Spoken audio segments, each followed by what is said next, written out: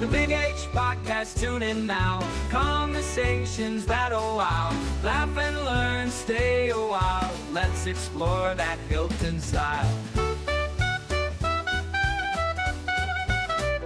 From the highs to the lows, every story just explodes. Mike's got questions on the go, diving deep from head to toe.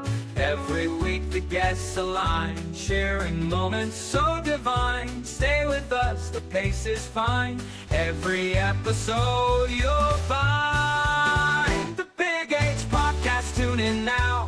Conversations that'll wow. Laugh and learn, stay a while. Let's explore that Hilton style.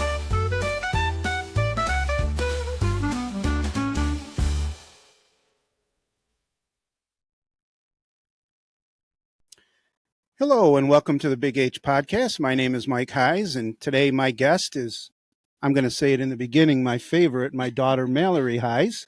And she has had quite the junior season, both individually and team-wise. And I look forward to speaking with you on our podcast. Thanks for being with us. Thank you for having me. Well, you're coming to the end of your junior year. Well, what's life been like in school, and what do you have on plans for the summer? In school, I just been studying for exams. You know, I got 2 more coming up with history and chemistry, but once that's over, I'm just going to hang out with my friends every now and then and keep training for basketball. So, What do you and your friends do when they hang out? What are places you hang out with? we'll go to one of their houses, or maybe go on the jet ski, hang out in the pool, just hang out, play a card game or something. So, What's the card game of choice? personally, Uno. Well, everyone can learn how to play Uno. No euchre? Not enough people know how to play. Not a few of them. Well, you also, you're busy, you said training, and tell us a little bit about the farm that you... Oh yeah, so I've been working at the farm for, I think this is my 2nd year working there, and it's called Blodgett Family Farm. $5 pumpkins. You can they'll start selling pumpkins, mums, baked goods around like the end of August and until about Halloween time, and it's just a great place to work because they're just great people, and you learn not only how to work hard, and it's very humbling work, but how to talk to people and how to have relationships and all that stuff. So, Name some of the people you work with there. obviously, I work with Ruthie Blodgett, her husband Dave Blodgett, Beth Jameson, her daughter, John Jameson, Mandy. Just there's so many people that come by that they're so much fun to be around. It's truly a family-run farm. Oh yeah. Now, you said you're going to do some training, and you have some upcoming basketball tournaments. Explain to our viewers a little bit about what training you'll be doing this summer. Yeah, so I go to Hoop Strength a lot. There I usually work with one of my trainers, Rachel Leonard, and we'll lift, we'll get some shots up, we'll work on new moves that I want for the next season, and then usually on the weekends I'll practice for my travel team, and it just ongoing cycle. Do you ever get tired? Every now and then, yeah. What about when you come home? Do you do any working out at home or in the driveway or in the basement? Yeah, sometimes I'll come downstairs and I'll just dribble the basketball. Just like when it's raining outside or it's really hot or cold or something. And then I'll go outside too and get some shots up, do form shooting. The ball always bounces everywhere, so Mom doesn't like it in her gardens, but Do you ever bring anybody out there to rebound? I try to, but it doesn't last very long. Now, you said you prepare a little bit. You come down to the basement, do some dribbling drills and things like that. In terms of mental preparation, you read any books at all, or any, and what are they? I read a couple of books over the past year or so. One of my coaches gave me. It's called Toughness by Jay Belis. And that one's really cool because every time I read it during the basketball season last year, and every time I read it, it applied to something in my game that I was focusing on, whether it was like going up against a tough opponent or, just going through tough drills in practice, like it always just applied to my life, so I could just translate it right away. And then I recently read "It Takes What It Takes" by Trevor Moawad, I think it is. Um, and he worked with Russell Wilson a lot on just he works a lot on neutrality, so it's not just being completely positive or just ruling out the negative. It's being honest with yourself, knowing, hey, I'm not good at this, but I can work on it, and it's okay not to not be good at it. It's okay to miss a shot, but at the same time, like just sticking with the path no matter what like alley it takes you down. You have a quote above your headboard. Can you tell us what that is? It's not about being better than someone else. It's about being better than you were the day before. Now, how can you relate that not just to sports, but other avenues of your life? Just taking every day as a chance to get better. Like whether you want to be a good like reader, or artist, or a singer, or basketball, like whatever it is, always just find something you can get better at within that, and be passionate about it, and just be obsessed with it. So Do you ever have a problem where you get too obsessive about something, or are you able to?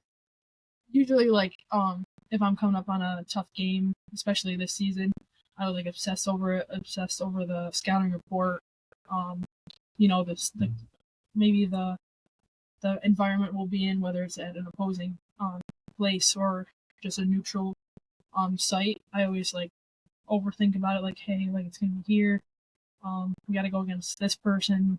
Um, just trying to prepare myself for anything that could happen. So sometimes that obsession gets a little over the top, but you just got to bring yourself back down to earth. And, yeah. Or is there anybody that helps you keep things on an even keel?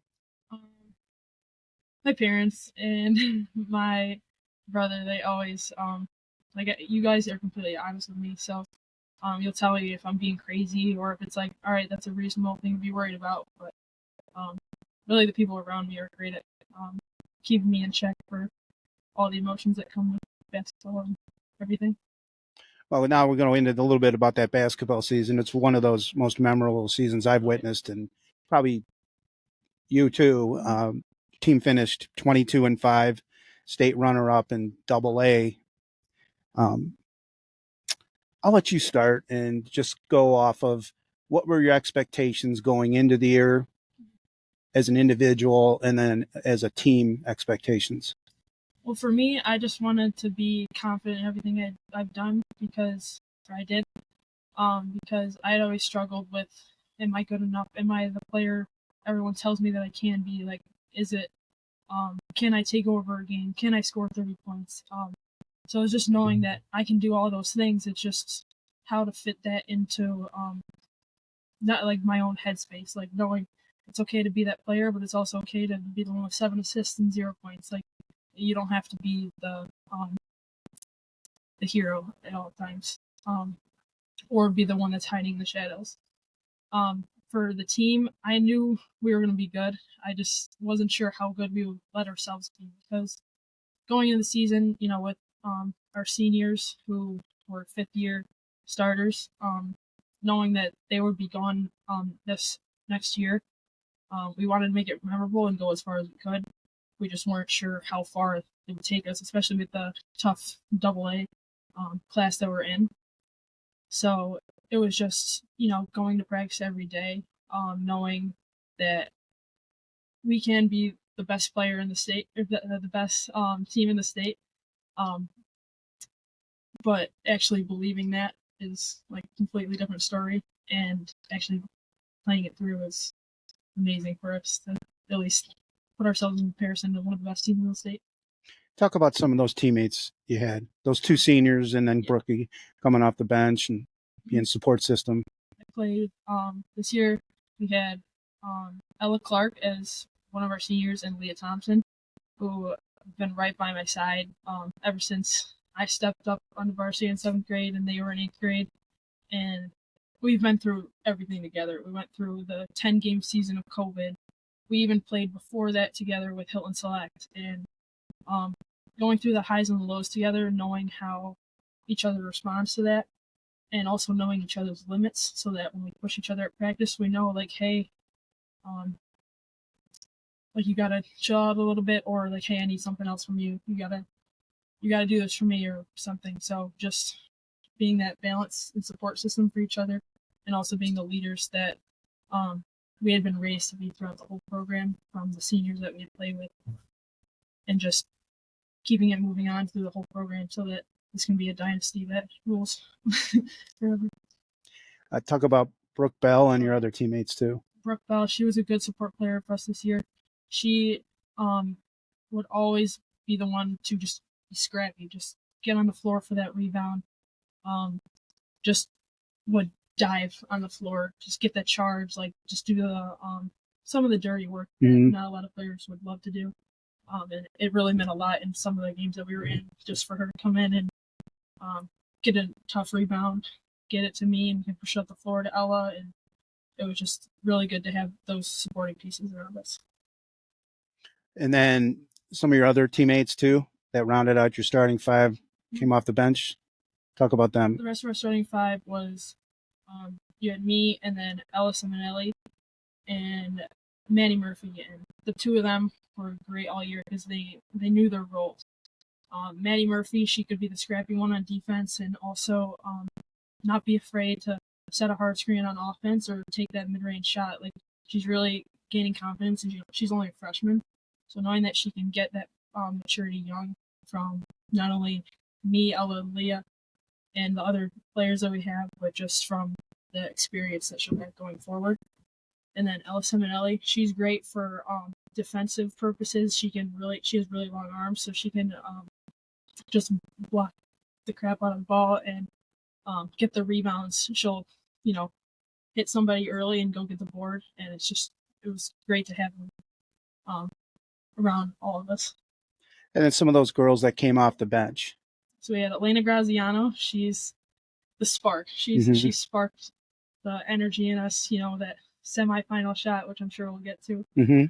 Just absolutely like the Energizer Bunny. She just always positive, always just like that person you can talk to about anything and would completely support you about everything, and just a competitive player that you needed the team that we had. So, and then we had Taya Cosman, who I think she is a big part this year, but I think her job's gonna be even more important next year.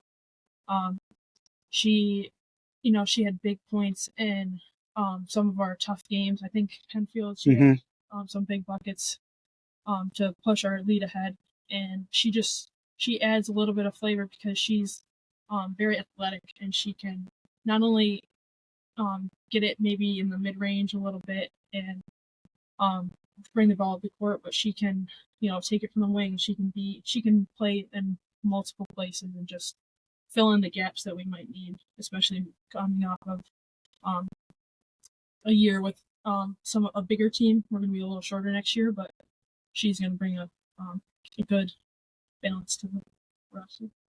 Yeah, basketball, it's a long season, and it's the winter season, the winter months. It's not so great. You got Paige Siciliano, Ava Heise, Megan Marine. Talk about them. They were great. They were players that didn't always get in the game a lot, but cared about every single one of us. They would do absolutely anything for us in practice. They would, chase me around if I had like a double team in practice, or they would be paying attention to every drill, every play that we went over, and the attention to detail they had helped push the rest of us to like be our absolute best and uphold the standard for not only the players that play the whole game, but for those who might not see the floor in some of the really competitive games. But they, in practices and just that energy that they brought to just being there and supporting all of us, so it was really important to our success. Now, your uncle Dave, which you know as Coach Heise, what was the mantra on the shirt this year? What did he come up with?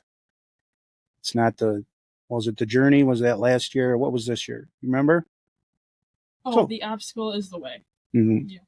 So he always loves those like mystical meaning sort of things, and I believe it was either last year or the year before. It was take the stairs. It was there's no elevator to success. Take the stairs. So this year it was the obstacle is the way, knowing that we can't get to being the best team without beating the best team, and we can't compete in these tough games without doing the gritty stuff in practice. So just knowing that in order to get to where we want to be, we got to go through some tough pathways to get there. Was there a number on your shirts too? 22? Oh, 22-7, yeah. So Because I'm thinking 24/7, 24. Explain that. oh, yeah, it correlates. So 22-7 means that those 2 hours that are left out of there, those are the 2 hours that we dedicate to basketball and we dedicate to the team and just getting better. And it just, when you're at basketball, you're locked in. Nothing else matters in the world. You're just locked in there and doing your best, paying attention, and trying to contribute the most you can. We'll get more to your coaches later on in the podcast. This season, so regular season, give us a recollection of highs and lows, challenges that you remember. I remember just going back. Well, the first game of the year is when you knocked off Canandaigua, and they had state aspirations.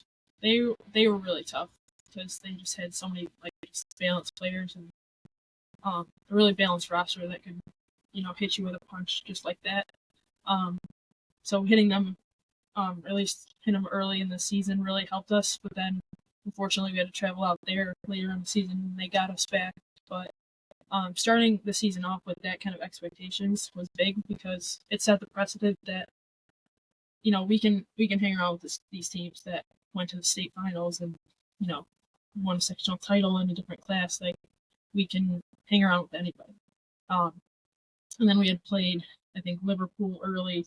That was a tough loss because you're on the road, which anyone can say that's an excuse, but everyone was on the road at that point. So that one was all about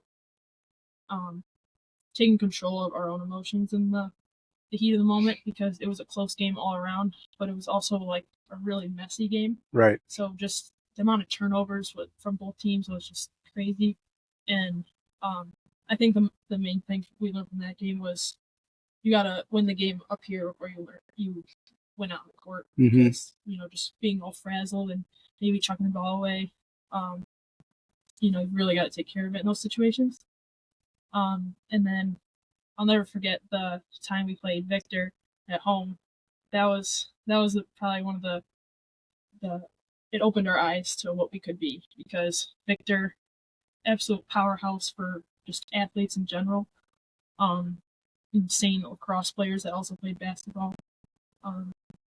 And just knowing that we could compete with them, we had beat them, I believe it was like 70-30 or something on our home court. It was actually a day after a snow day, which was kind of rough for everybody because we couldn't practice or anything. But and then they had to make the trek out to Hilton and get the first bunch.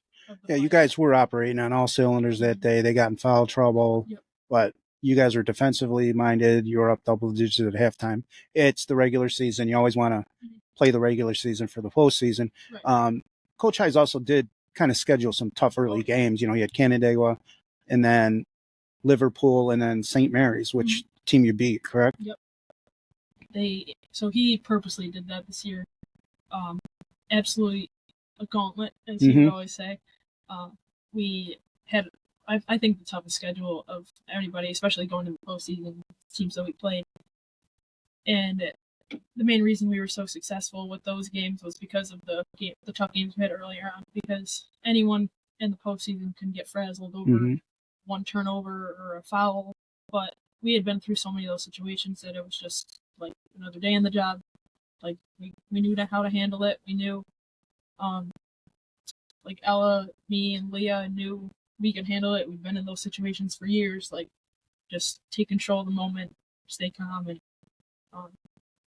just do what you know how to do.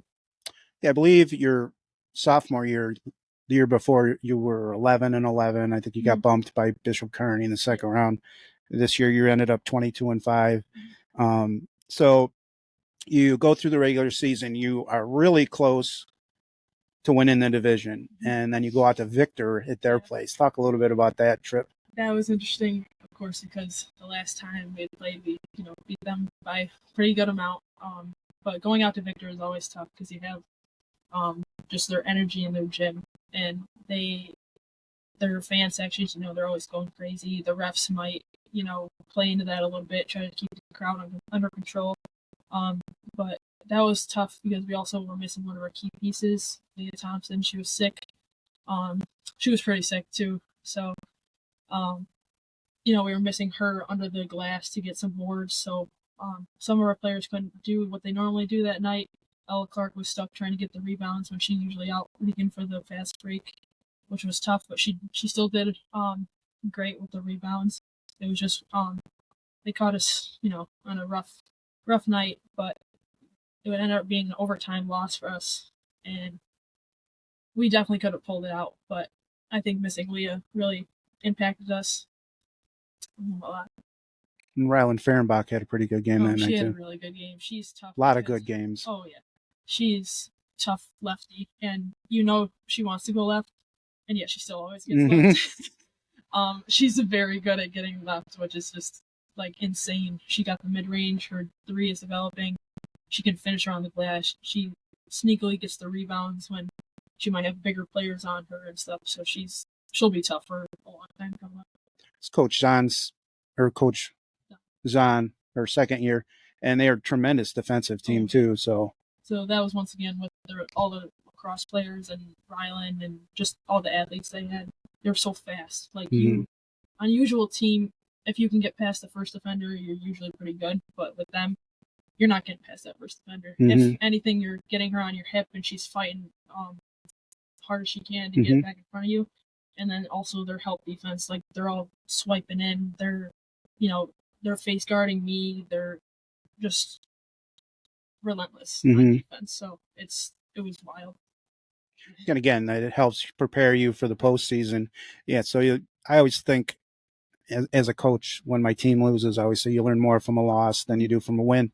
So your 4 losses were to Liverpool, Victor, Canandaigua, and then Penfield. You talk about tough places to play. Yeah. Penfield has a dynasty with Coach Vogt. He's built that place up, and not only has he built the program up, but the fans there are crazy. Their gym is super echoey. They turn the lights off and have a little light show going on for their starting lineups, and it's one of those places that you're like, oh my gosh, we're playing here. And they've always gotten us on the road because we just we fall into that little trap. Yeah, you get timid on that court. You're like, oh my gosh, it's so loud in here, you can't hear each other.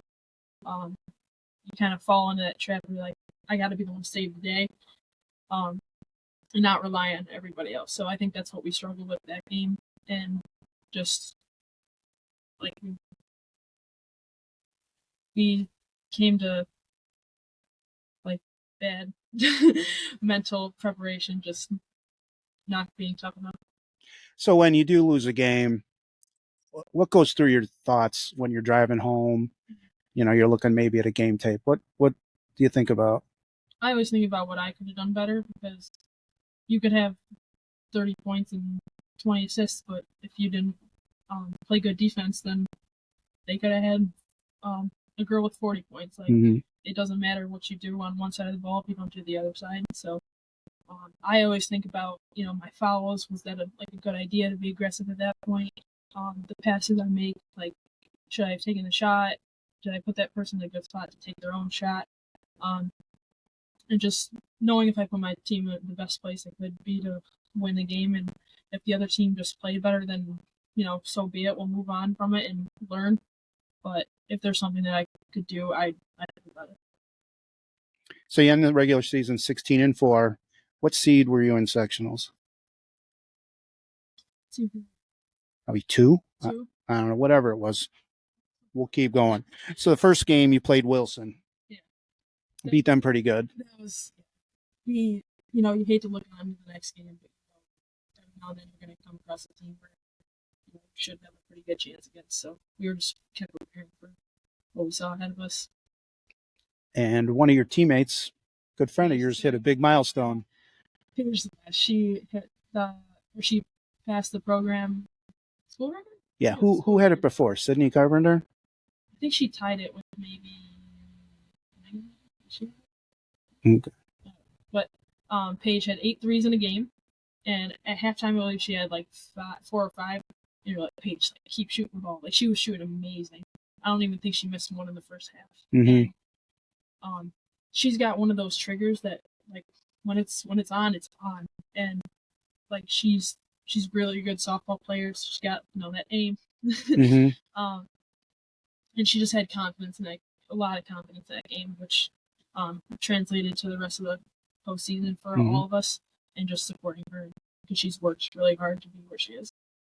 So, I mean, from a dad standpoint, you kind of had 6 starters. I mean, you can kind of look at Graz as a starter too, and then Hosman.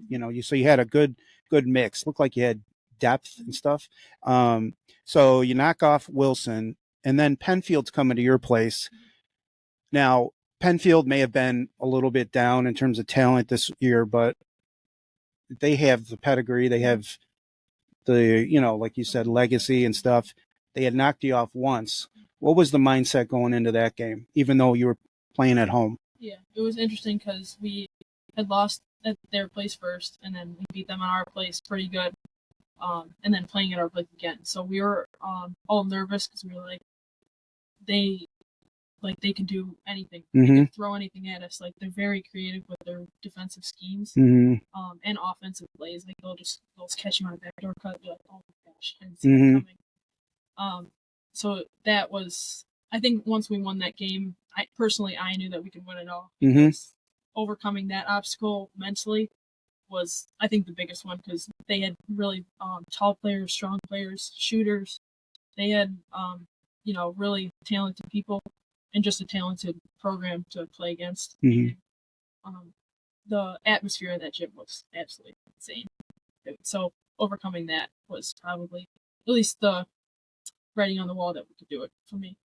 One of your close friends, Lena Lapani, tell about her game that night. She came to play.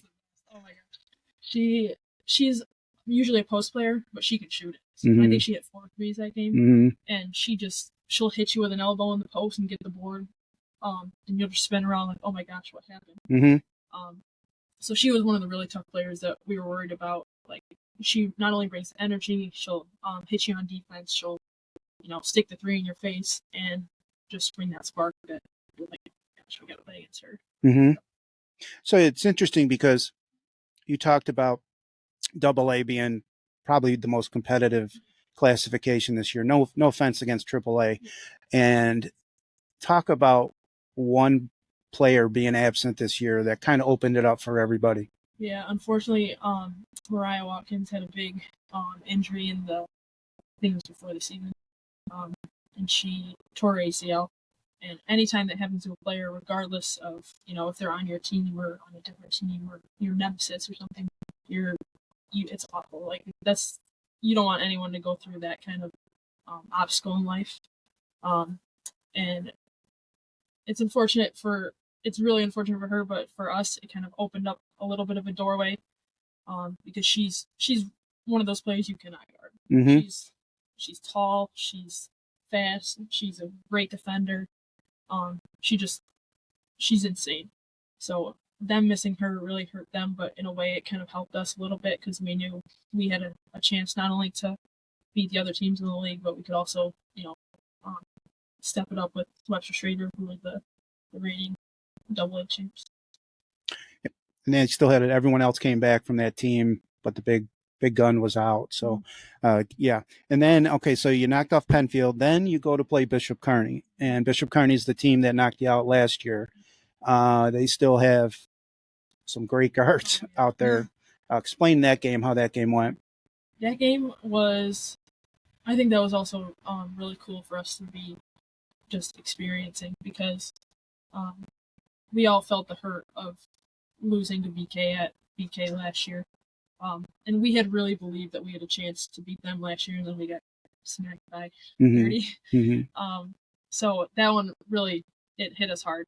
So we knew that like they had graduated a player, one had moved to a prep school, so we were like, we can do this for sure. And then they had Allie Hall in the post, who's really strong. She's going to Duville. So she's really tough. And then on the perimeter, you have Asia Wilson, who's insane. She'll hit you with a hezzy that you didn't even know couldn't be a shot. Like, just absolutely, you're looking the other way by the time she's past you. And then Clarissa Good, who can just finish at the basket and draw fouls. So they were really tough guards to play against, and we knew that if we could stop those three or at least slow them down and just do what we do on offense, that we would be able to put ourselves in a good spot. Yeah, I think Ella really carried us, and then Leah was in double digits, and then you had double digits, but you handled the ball and the pressure, and I mean that's another big key. You know, they put a really good athlete on me. She was pretty tall, so she was picking me up full court. So it was a little tougher for me to bring the ball up, but Ella really boosted our confidence in that third quarter. Little spurt, I think it was 11 points. Yeah. So that carried us through that little rough patch. So then the semifinal game after that game was Schrader and Victor. And did you guys stay and watch that game? I believe we watched about like half of it, maybe. And then obviously Victor ended up winning that game. And so now you're headed to the finals. You split with them during the regular season.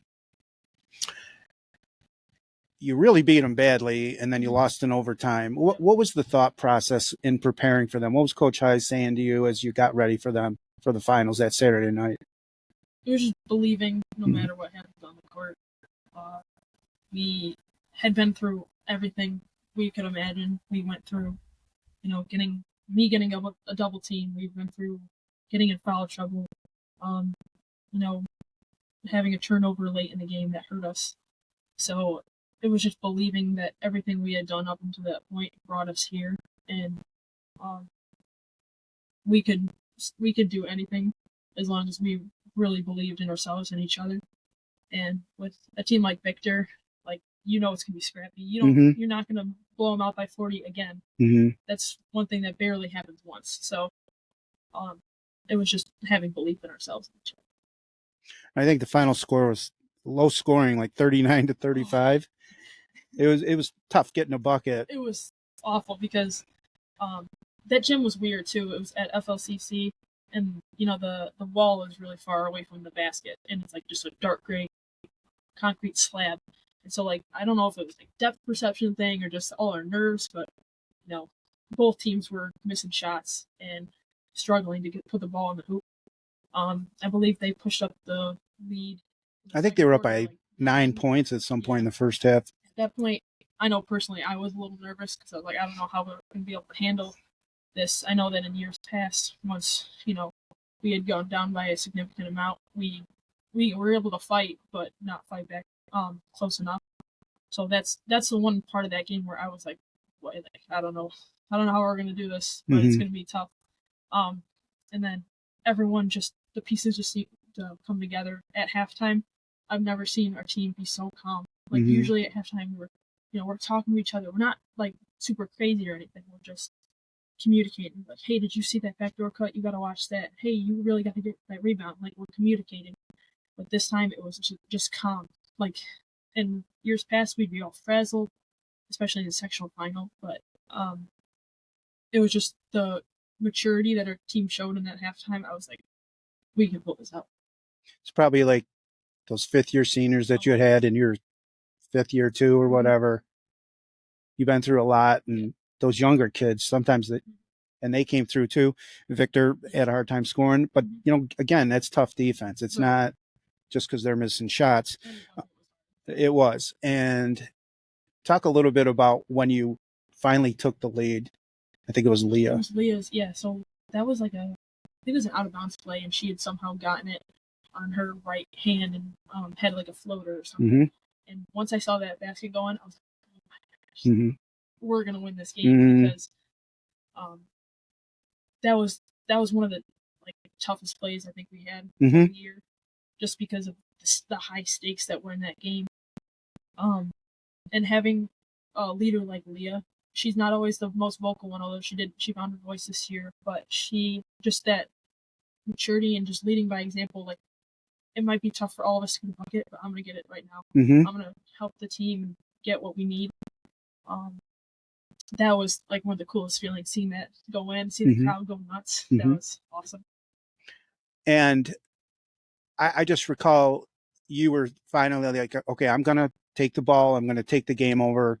You made a big bucket there in the last couple minutes. You got called for a charge, so that bucket goes off the board, and then you took another three, and it rimmed out. I mean, it was more in than it was out. And then I think you took a shot in the paint, and then the refs were letting you guys play, girls play, but tell me a little bit about how your mentality changed from this year as opposed to years past, where maybe you would have shied away from trying to take over in those important situations. Not take over, but like, it's so tough right now to get the ball to the basket. In years past, I would have, handed off to a senior, be like, "You can do it. Like, you're older than me. Like, you can do it. It's okay." Not having confidence in myself that I'm going to make the shot or put my team in a good spot. And that was kind of one of my goals for this year was, stepping up in those situations. And in that moment, I don't remember being scared at all. Mm-hmm. And back like a couple years ago, I would have been terrified Mm-hmm. to hold that ball. And once I saw the basket go in a couple times, I was like, oh yeah. And then I think I got to the free throw line, and You made a couple big I foul made the shots first there. one. I think that was maybe one. I thought Leah's shot made it.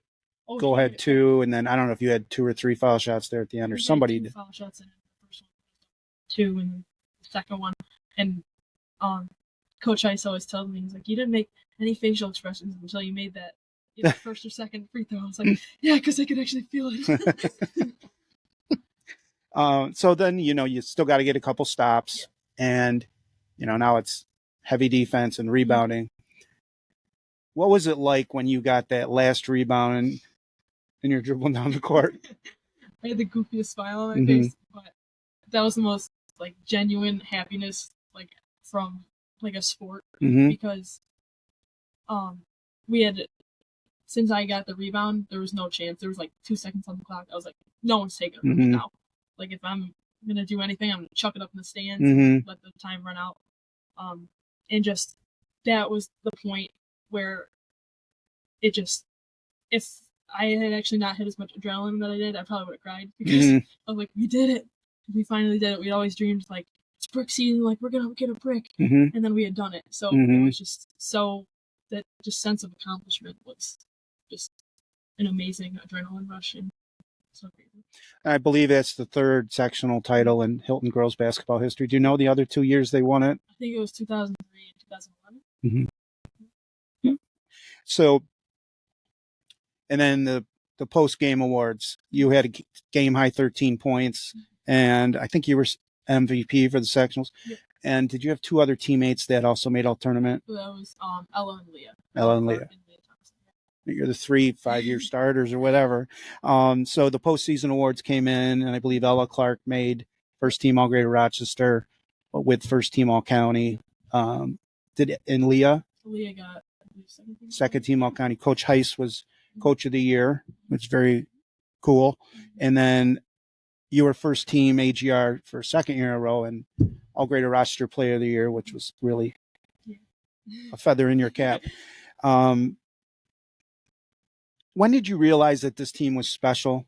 Was there a point in the year? I mean, you prepare and have expectations, but was it that defeat of Penfield in the sectionals where you said, I can win it all? Or was it earlier in the year, like, if we put the process together? I mean, it might have been the victor loss, because after that game, it would depend on whether we took that as a shot, like, we can't compete against that team again, or like, oh, we're getting them next time. So it just depended on which way we took it, and we took it the right way. We used it as motivation. So then you come home. Tell me a little bit about what it was like with the bus pulling in the parking lot. That was awesome. We had the fire trucks there. Not only families were there, but just people in the fan section. So it was so cool to see the community supporting us. Whether I had talked to them before in my life or not, they were there cheering us on and, honking their horns, the lights going crazy. So And somebody got a shower of Gatorade too. yeah, we showered Coach Heise in Gatorade. We had joked. We were like, when we win, we're gonna shower him with some Gatorade. You can't do that on the court or on the bus, so might as well do it on the parking lot. Right. It was quite the night. So then we talked a little bit about what made the difference this year. We talked about Mariah's injury. Macy Bacon from Canandaigua was in and out. A couple transfers from Kearney that kind of opened things up. And the addition of some players from your JV year and the experience between Leah and Ella and also Elena. She had been starting for 2 years. Now you're going into states and you're playing different sections. What was the preparation like for Star Point? Like, what did you know about them? Did you see tape on them? Yeah, we had a couple films against them. One of them was against St. Mary's, who we had played. So it was nice to have a comparison to a team relatively close to at least that we had seen before, so we could somewhat compare. But in those types of games, you never know what's going to happen. You don't know if they're bigger in person, faster in person, because you can only see so much on a video. But that was just having the heart and the, the grit to whatever's going to be on the other side of the court in a different jersey. You're going to put your hardest into the game. In Star Point, I think you had a big lead, 19 points at halftime. Second half wasn't great, but when you're up by 19, play some defense, get some rebounds, and you got out of there with a win. And then came up the state Final Four. And you had to travel to Troy, New York. And Averill Park, undefeated. They had won I don't know how many years in a row. What was the thought process, the mindset going through that week and the preparation? So I remember it was just keep doing what we're doing because we were on this path that kept trending upwards. And you're like, if the next game, if it's even the worst game of our life, we're still going to put our heart and soul into that on that court. And I remember Coach Heise he brought little slingshots, and it was a metaphor for David and Goliath because we were definitely David going to that game, and it was just, whatever you got to do to win, you're going to do it. And it was back and forth that whole game. It was a battle. Very strong team, well coached. It seemed like a home court for them. They had the mojo from all their past success. You're down in regulation. Talk a little bit about that game-tying shot that you made when you drove baseline. Before you say it, it's funny that you say it was home court for them because our shoot-around that morning was at their middle school.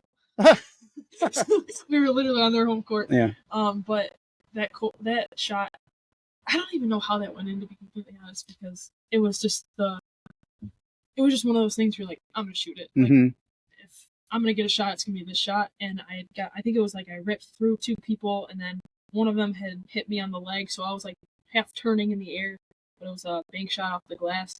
And just seeing that go in, I was like, oh my gosh, we're in this game. And that gave us, the rest of us, confidence. Then you got to play defense, right? So then you go to overtime, and it's just battle. And for people who weren't there, it's too bad, or if they didn't see it on, TV. Let's just go right. I think I'm not a revisionist of history, but the shot heard around the world is now been replaced by Elena Graziano. On the court at that time, you had Maddie, you, Ella, Leah, and Graz. Go through what was said in the huddle and what transpired. So the huddle was interesting because the gym was so loud that all you could go on was what he was writing down on the board. And I don't even think half the things that happened on the play on the court was drawn up. So you had Leah Thompson who set a screen. I don't think that was on the play on the board. But then you had me Rip going towards the basket, and everyone in that gym, whether you knew me before the game or not, knew that I wanted to take that shot, and that I'd worked my butt off to take that shot. But that was just the problem, was that everyone knew I was going to take the shot. So in the huddle, I remember telling myself, if it's not open, don't shoot it. Give it to someone else. They'll have a better shot than you will. So Leah set a great screen on my girl, got the ball from Ella, and then I drove towards the basket. I think I had 2 or 3 girls on me, and I was like half on the floor when I passed it to Elena in the corner, and I remember talking to her, and she was like, "I thought I was out of bounds." It was a far shot, and even on the camera, you can't even see her in the corner. Mhm. So some people thought I had just passed it out of bounds, but it was the most amazing feeling ever because I'm picking myself off the floor, looking in the basket, and it goes in, and everyone goes nuts. You see the Avon Park fan section going, "Oh my gosh, what just happened?" They were in shock. They were in shock. Like the announcers, "Oh no!" Mhm. And then just the celebration afterwards. I don't think I went to bed very Mhm. early that night because Mhm. it was crazy. I've watched the shot 100 times, and what I enjoy most is you girls celebrating. Paige Siciliano jump into the gym. You're hugging her. You're draping all over Graz. Ella walks across the camera and just gives a fist pump. And it really, Coach Heise, I remember when we went out and just had a meal afterwards, I don't know, Applebee's, and he just came over. He said, that's the most exciting game I've ever been around. Mm-hmm. And I have to put my 2 cents in. I've seen a lot of basketball games, both boys and girls, and it truly was. And Graz came up with 12 big points. You did your thing. It seemed like everybody did their thing. Yeah. And the one X factor is like Graz pumping in 12 points. So you slayed Goliath. You did. Mm-hmm. And then you got to turn right up the next day and come out and face Albertus Magnus, which is private school, and then explain how that game went. So that was tough for us because obviously coming off one of the biggest games, I know the biggest game for at least my life and definitely for the rest of my team's life, in trying to play against an even tougher opponent. So we knew Averill Park was good; they were undefeated, everything. They were number 1 in the state, correct? Okay. And so Albertus, I believe, they were in the top 4 at least. I think maybe second or something. And they had a really tough post player, Julia Scott, who 6'3" looks a lot different in person than it does. She was tall, so we knew they had her, and we were really trying to lock down. We tried to play a little bit zone, so we could pack the paint, trying to dig whenever she got the ball. But I think the biggest thing for them was they all had legs, and they had the rest of their players. Girls that didn't even show up in the scouting report had like 15 points. Mhm. So you had their players stepping up in big moments where, maybe some of us were a little bit tired from the night before. I remember running up the court a couple times and just feeling it in my legs. I'm like, whew, I can feel that over time. Right. But when you're gonna go win a state championship, you got to go through whatever obstacles are in the way. So, that's no excuse for a loss. It's just it was a factor that played into it. You're packing the paint, and I think they banged 3 or 4 threes in the first quarter. I think you were down 23-9 at one point. It's hard when you get punched in the mouth at that time. No excuses though, but you end up losing that ball game. And what did it feel like when you knew you were at the end of your rope this year? That was I remember being in the fourth quarter and I saw the subs at the table, and they were running towards me, and coming out of that game was one of the toughest things because like you have to give up. You're not saying that you ever gave up before that point, but it's like when you come out of the game, it's like you've done all you can. So that's when I started to get emotional. I was like, it's really over, because we all knew it was going to be the end of their season no matter what. It was just whatever emotions came along with it. So I think the biggest thing we were sad about was not being able to celebrate around each other, because we love each other to death. So that was the biggest. I mean, that's the thing. There's only one team in the classification that's going to win its last game. What was it like knowing that it was the end of the road for you and Leah, Ella, and Brooke? That was tough too. That's why I just wanted to experience it with them, because they had been through all the same things together, and they had earned it. They earned to have a state championship ring. They deserve to have the plaque in the case and have that next to their name. When they're being called up, Clark State champ. That'd be awesome. I wanted to do it for them. Like that's what kind of going away present. Section state champion. But that was the biggest thing. Like, you don't want to let them down. You want to have the most successful senior year for them that you can, which we still did. So Still did. I think you outperformed expectations, right, and a state runner-up is not too yeah, shabby. we'll take it. Um, so you were also underclassman athlete of the year as a freshman and a sophomore. And then Mr. Gilmore, you know him from the high school. I've coached with him, and he would always do a speech every year for our football team, and it would be that you win or lose in the off season. You know, you either progress or you regress. Yeah. How did you prepare differently from your sophomore year in the off season to get prepared for the junior season? I really worked on my 3-point shot because my mid range has always been pretty tough. I like to say it's because we have a small driveway. COVID, always getting shots up the driveway. Gotta have a tough mid range, but I had to extend my range in order to get my defender to play up higher and make them actually guard me that high because I can beat some defenders, but I can't beat them all. I can't always get to my mid range when I want to. I'm not always the best finisher at the basket, so having a 3-point shot that I can rely on, I have a higher release, so keeping that movement smooth and just having the confidence to shoot it. And that's kind of my goal this year too, is keep moving that farther back to prepare for college and just get that defender playing out. Also, some more memorable moments. We had Paige's 8 threes. You were ranked in the state fairly high during the regular season. Did we ever find out about the end of the season where you guys ended up? I think we were 2. Okay, 2. 585 Ballers Player of the Year. Not bad. Coach Heise was the Coach of the Year in that program or in that setting. Also, you had 2,000-point scores. Talk a little bit about yours and then your buddy Ella's. Yeah, so I got mine against Churchville, like a couple games into the season, and that was an awesome moment because I never wanted to know when my 1,000-point shot would be, because then I'm thinking about it too much. But once I saw my teammates running towards me with the goofiest smiles on their face, I was like, oh my gosh, I did it. So that was also one of the coolest feelings I think about this year. And then seeing Ella do it really close after mine. She did against Fairport, not even maybe 3 games later or something. And she had gotten it on a left-hand layup.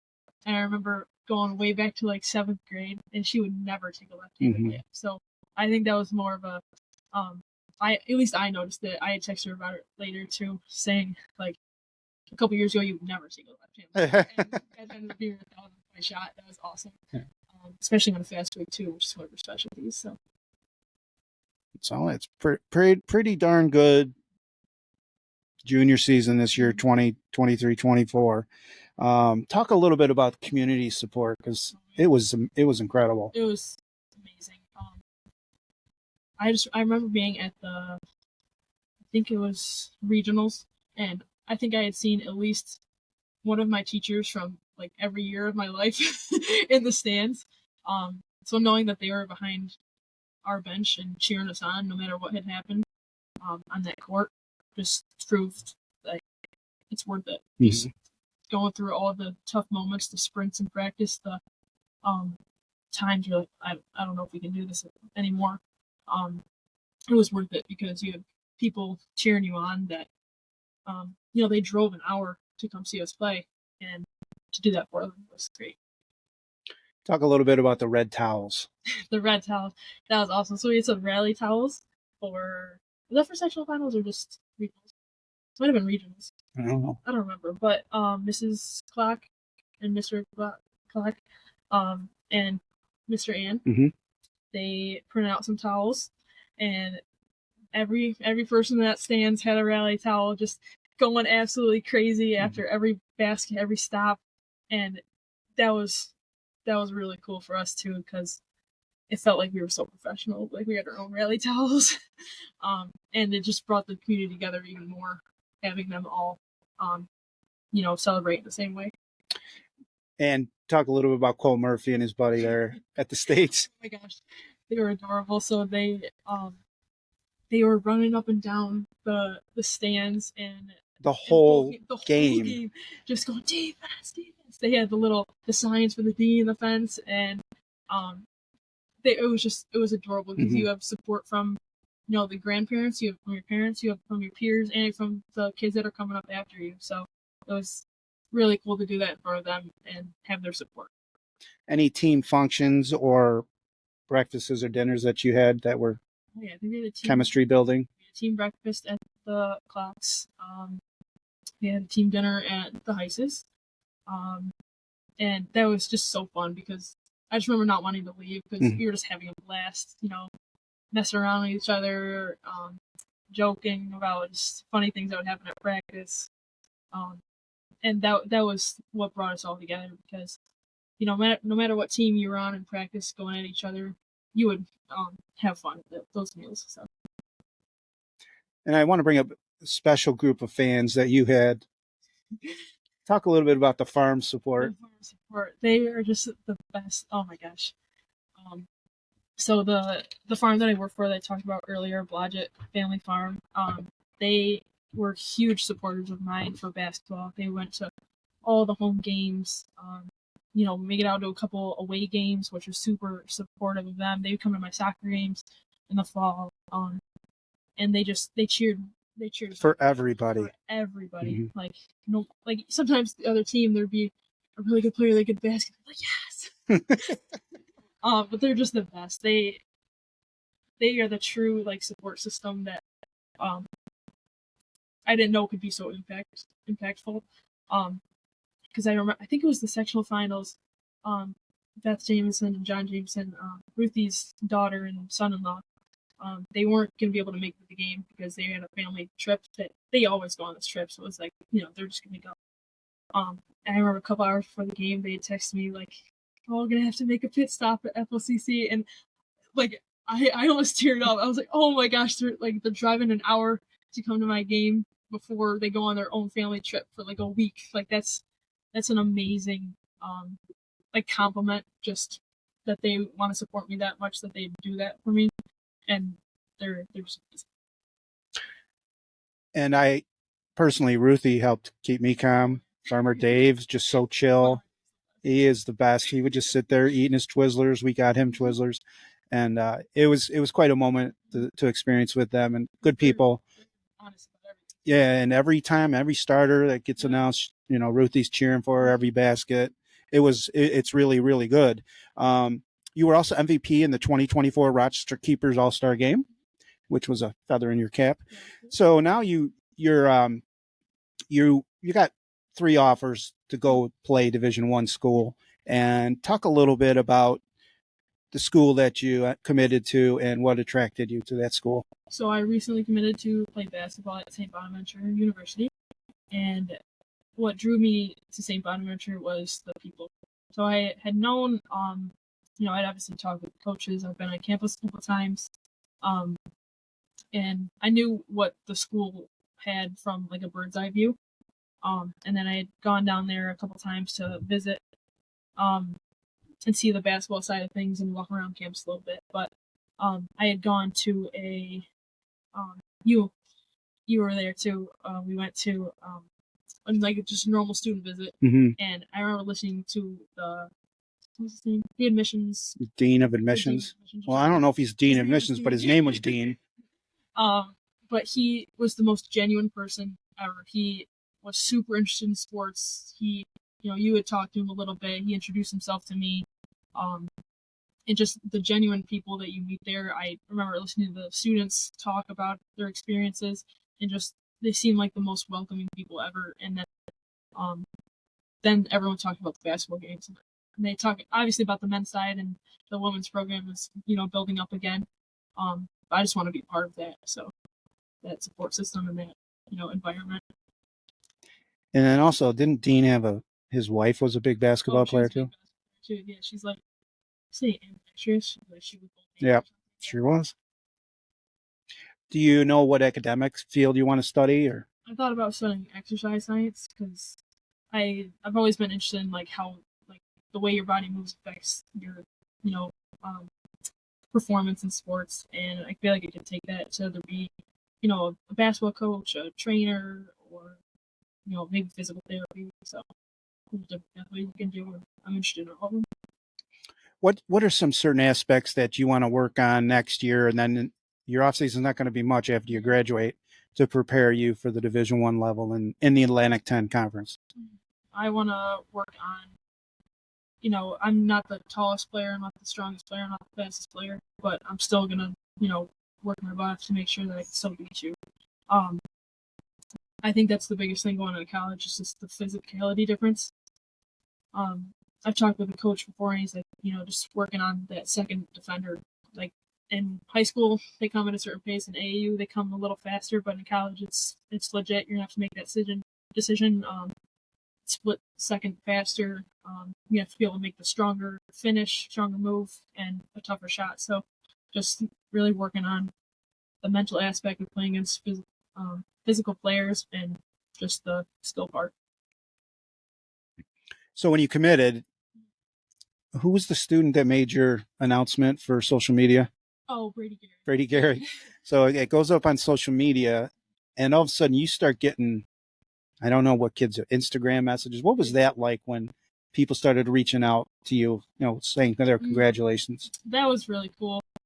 Because I had gotten congratulations throughout the year for the success that our team had had. But then the fact that, people that I may have talked to once at a basketball camp or, saw once at a random function and just followed me or whatever, they would text me, congratulations, I'm like, that's awesome. And just the support that they gave me for just, making that big decision in my life and having those people on my side, it was really impactful. And you also did receive some personal notes from people. You don't have to tell us who it was from, but talk to a little bit about those personal notes you received from family, friends, and yeah.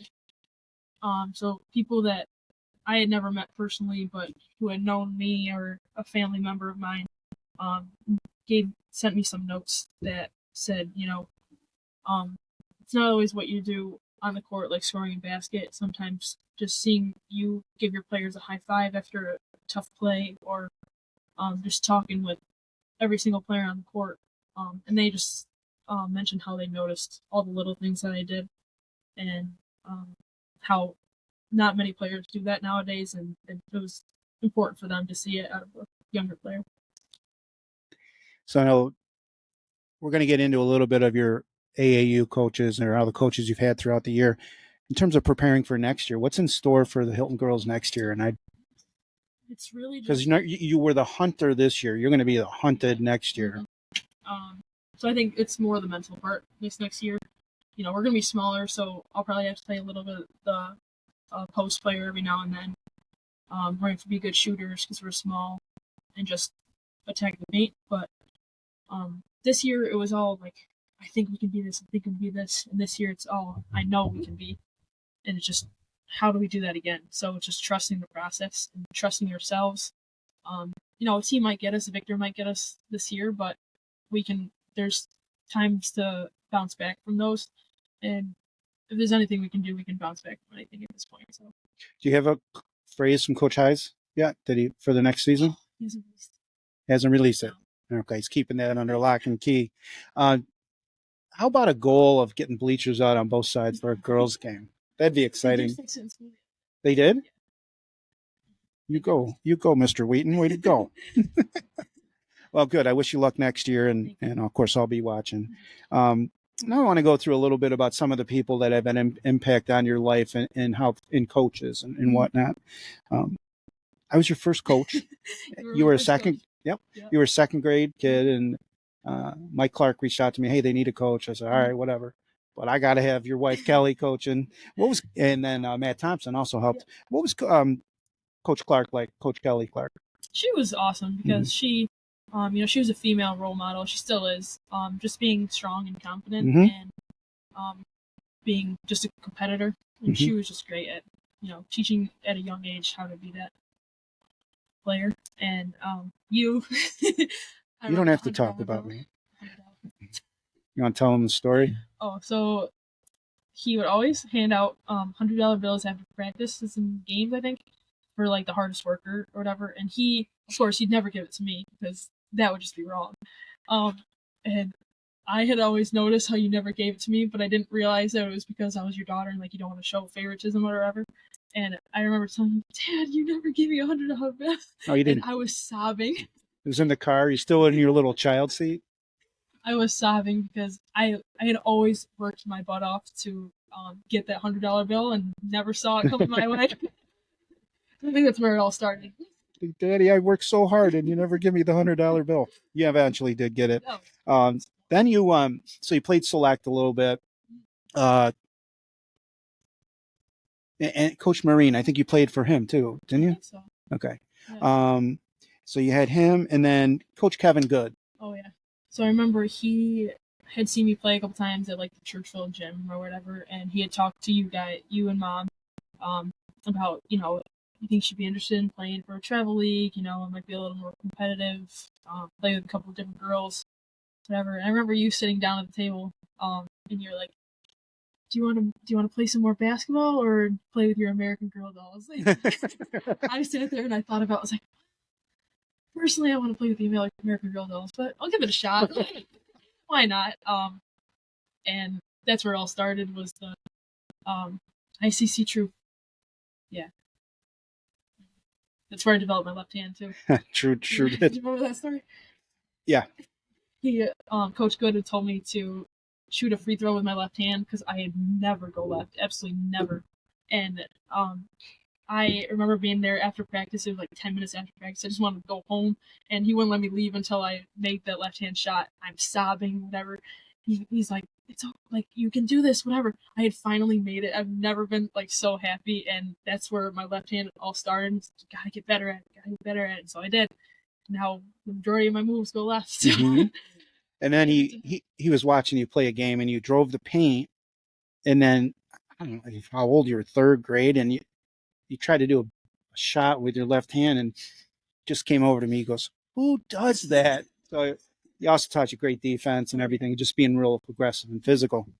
I don't mean to reverse back, but let's go a little bit through your elementary school years and maybe talk a little bit about those days at the good old Village Elementary. Oh, yeah, good old Village Elementary. I had some really impactful teachers. I had a lot of good female role models. I had Mrs. Warren and then Mrs. Butlin. That was funny because my mom also teaches first grade with Mrs. Butlin. So she was like, I looked up to Mrs. Butlin so much. I still do. She's the reason I started basketball, because Tell her the story. my mom went up to Mrs. Butlin. She's like, hey, like, can you just tell her to play basketball? I think she'd be good at it. Like, she won't do it, and I think she should just try it. And so Mrs. Butlin, the next day she comes up to me. She's like, Mallory, I played basketball. She'd never played basketball. And she's like, just try it. It's okay. So that's how my career started. And I never wanted to play basketball mainly because you and Michael would take the TV and always watching March Madness. And I just watch TV. But it's okay. Because you were a dancer too, right? Yeah. You started out in dance and gymnastics, right? Mm-hmm. Yeah, it didn't last very long. Yeah. Once I got to basketball, there's no going back. Well, Coach Prince, I remember you went to one of his camps when you were real young, and he just came over to me. I think you were in first grade, and he said, with her stride and her gait, she's going to be able to pick any any sport, whatever. So he was keen. He's a PE teacher, so he got it.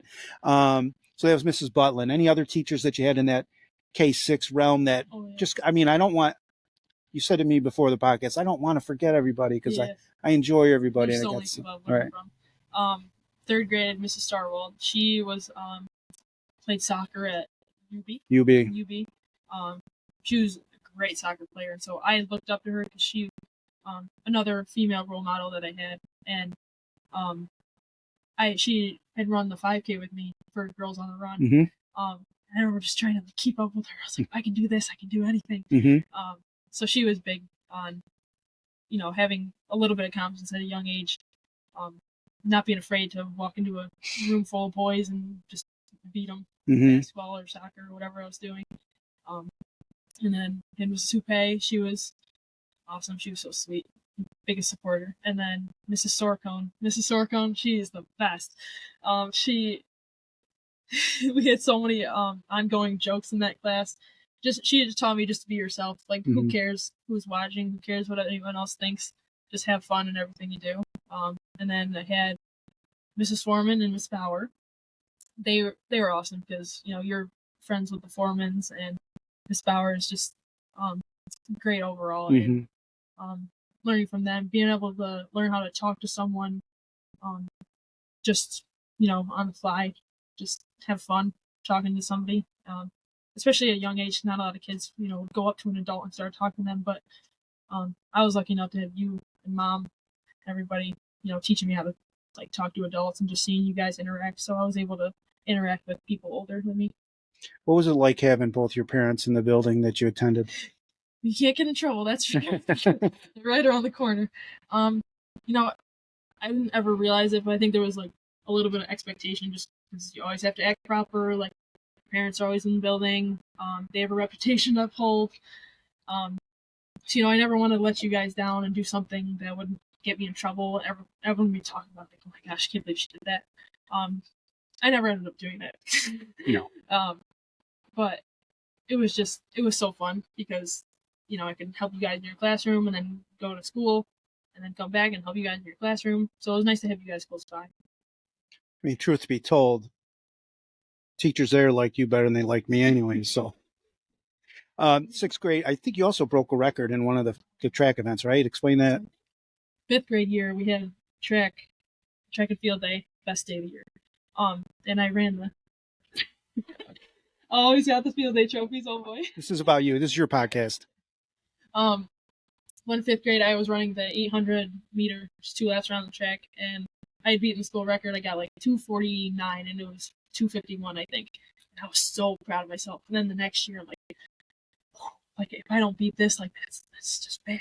Like, I gotta beat it. And so the whole time, I was like, oh my gosh, like how am I gonna do it? I ended up getting 2:48, and I was the happiest camper ever. Like, having that sense of accomplishment to not only beat a record but beat my own. Mhm. Yes. As far as I know, it still stands. And sixth grade year, we won field day. So That was my next question. So, Miss Foreman. Oh yeah. Or Mrs. Our Foreman class and was Miss Bauer. stacked. Very, very proud. It was funny because I remember your mother and I couldn't make it out because we had classes. Mhm. And so I think she was trying to get Coach Wheelahan, Mr. Wheelahan, Yes. take pictures. So after it, your mother ran into Coach Wheelahan or Mr. Wheelahan, said, "Hey, did you get any pictures?" And he just said, "She's running around so fast, I couldn't get a picture of her stopping." So it was funny. But yeah, it must be interesting when you know most of the teachers because you do. Now I go back and I'm just talking to everybody. Oh, how's it going? It's so fun. Yeah, it's nice to see kids from Village having success as they move up. And you're not the only one. There's plenty else with band and academics and athletics. So then you move over to the middle school, Merton Williams. What was that like, the transition? And then certain teachers that were models for you? Yeah, that was our middle school experience was interesting because we had half a seventh grade year. I got pulled up to varsity, so that was a big change in my life to deal with. But then we had gotten cut off for COVID. But the teachers were definitely super impactful. Mrs. Demolicados, my social studies teacher, she was full of energy. I had her first set in the morning. She was the peppiest lady ever, but it made your day. It made you want to go to school. And she was dedicated to do anything it took to teach the class. And then Mr. Berg, he was the best.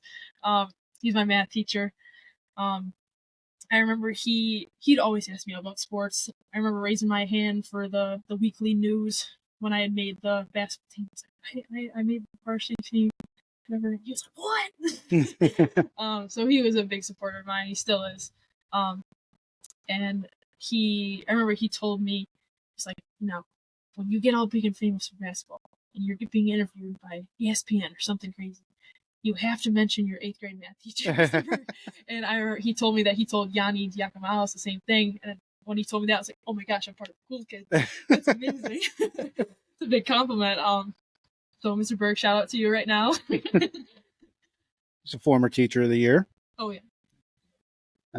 Anybody else? I mean, I know, again, you don't want to shortchange anybody, but Mrs. Shagru used to make you laugh. I know that. She always used to play the Ice Ice Baby song, Mhm. the Rhymed with Ice. Yeah. They just sing it in full volume.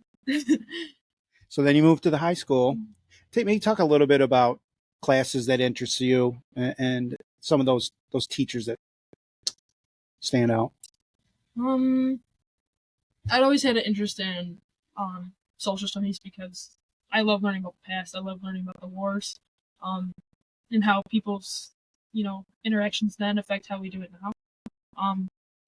So I had Mr. Warner for social studies. He was full of energy, always asking about basketball. Still comes up to me in the hallways, give me a fist bump. Mallory, what's up? He announces your games now too. Big supporter. And then Miss Rice I had this year for history, so she was really important for our success. She would always make jokes about if we had a loss or something. But and then science was always a big one because I'm not very good at science, but I think it's interesting and how to wrap your head around it. And so I had Mr. Childs last year. He's a huge runner. And so just listening to him, he loves David Goggins. Oh my gosh, David Goggins. Such an important guy. I keep forgetting. He just runs 100 miles just on a weekend just for fun. So he was just if he can do that, then I can run up to court a couple times. And then this year I had Dr. Galp, who you had on your podcast. Mm-hmm. He's the best too. He's one of the most organized people you'll ever meet. But he's so fun to talk to because we talk to him about sports, talk to him about science, talk to him about history, talk to him about anything. So it was just fun to have those relationships with my teachers because it was just fun to go to class. Now going back to elementary school, I forgot. Used to collect these applesauce caps. Explain a little bit about what came about with that project. So one day in lunch in 4th grade, I saw other people would just have random collections for fun, and one day I was like, I'm gonna collect applesauce caps. They're on top of the Mott's pouches or everything. So it's like, guys, if you ever eat any of them, just give them to me. So it started out with me collecting them in this little Tupperware bin, and now I have over 3,000 of them. It ended up being big Tupperware bins. Big. And so it became to the point where I had lunch ladies given to me. I had my own bin at Village that had applesauce caps on it for people to put them in there. And I ended up turning them into, I did it for a little bit of Power of One and also my 10th grade MIP project. And I made ornaments for a local nursing home during COVID because they weren't able to see their families, so it was cool to see the smile on their face from a little thing. And then I made also little Easter chickens and bunnies and stuff for them too. And also, Mom uses little counters in her class that have applesauce caps with numbers on them, so helps kids learn too.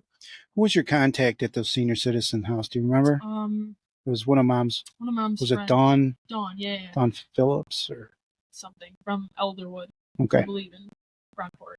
So yeah, that's cool. Right in somebody's day, right? All right. So coming back to your coaches for sports, at least basketball wise, to start off with. So you went from Coach Good, and then you met up with Tim Jackson Sr. Mm-hmm. Explain what he was all about. He was all about discipline, hard work, defense, all the things that other people don't want to do. Yeah, all the things people don't want to do. And he's the person that's that's why you got to do it.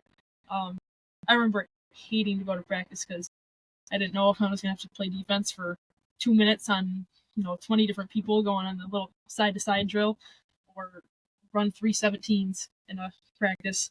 But in the long run, now that I see what other kids were doing at that age and what I was doing, it prepared me for what I'm going to have to do in college. If I could do that at 5th grade, I can surely do that at 18, however old.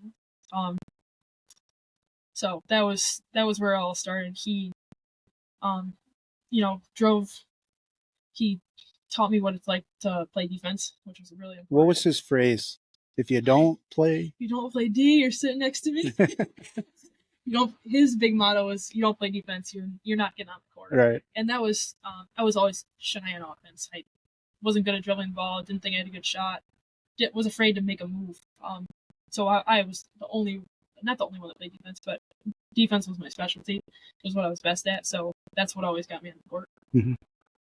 And then you ended up working out a lot with his son, Tim Jackson Jr. Explain his effect on your game. So he had coached with his dad, and he's more of the, like, you do offensive drills with him. So he was good.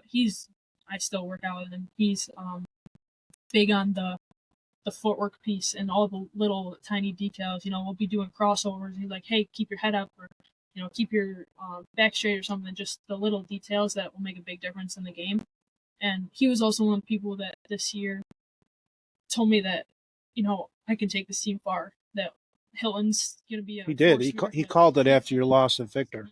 He was like, I know you guys are gonna do it, and he's always been the one to tell me what I need to hear, along with his dad. And Tim Jackson Jr.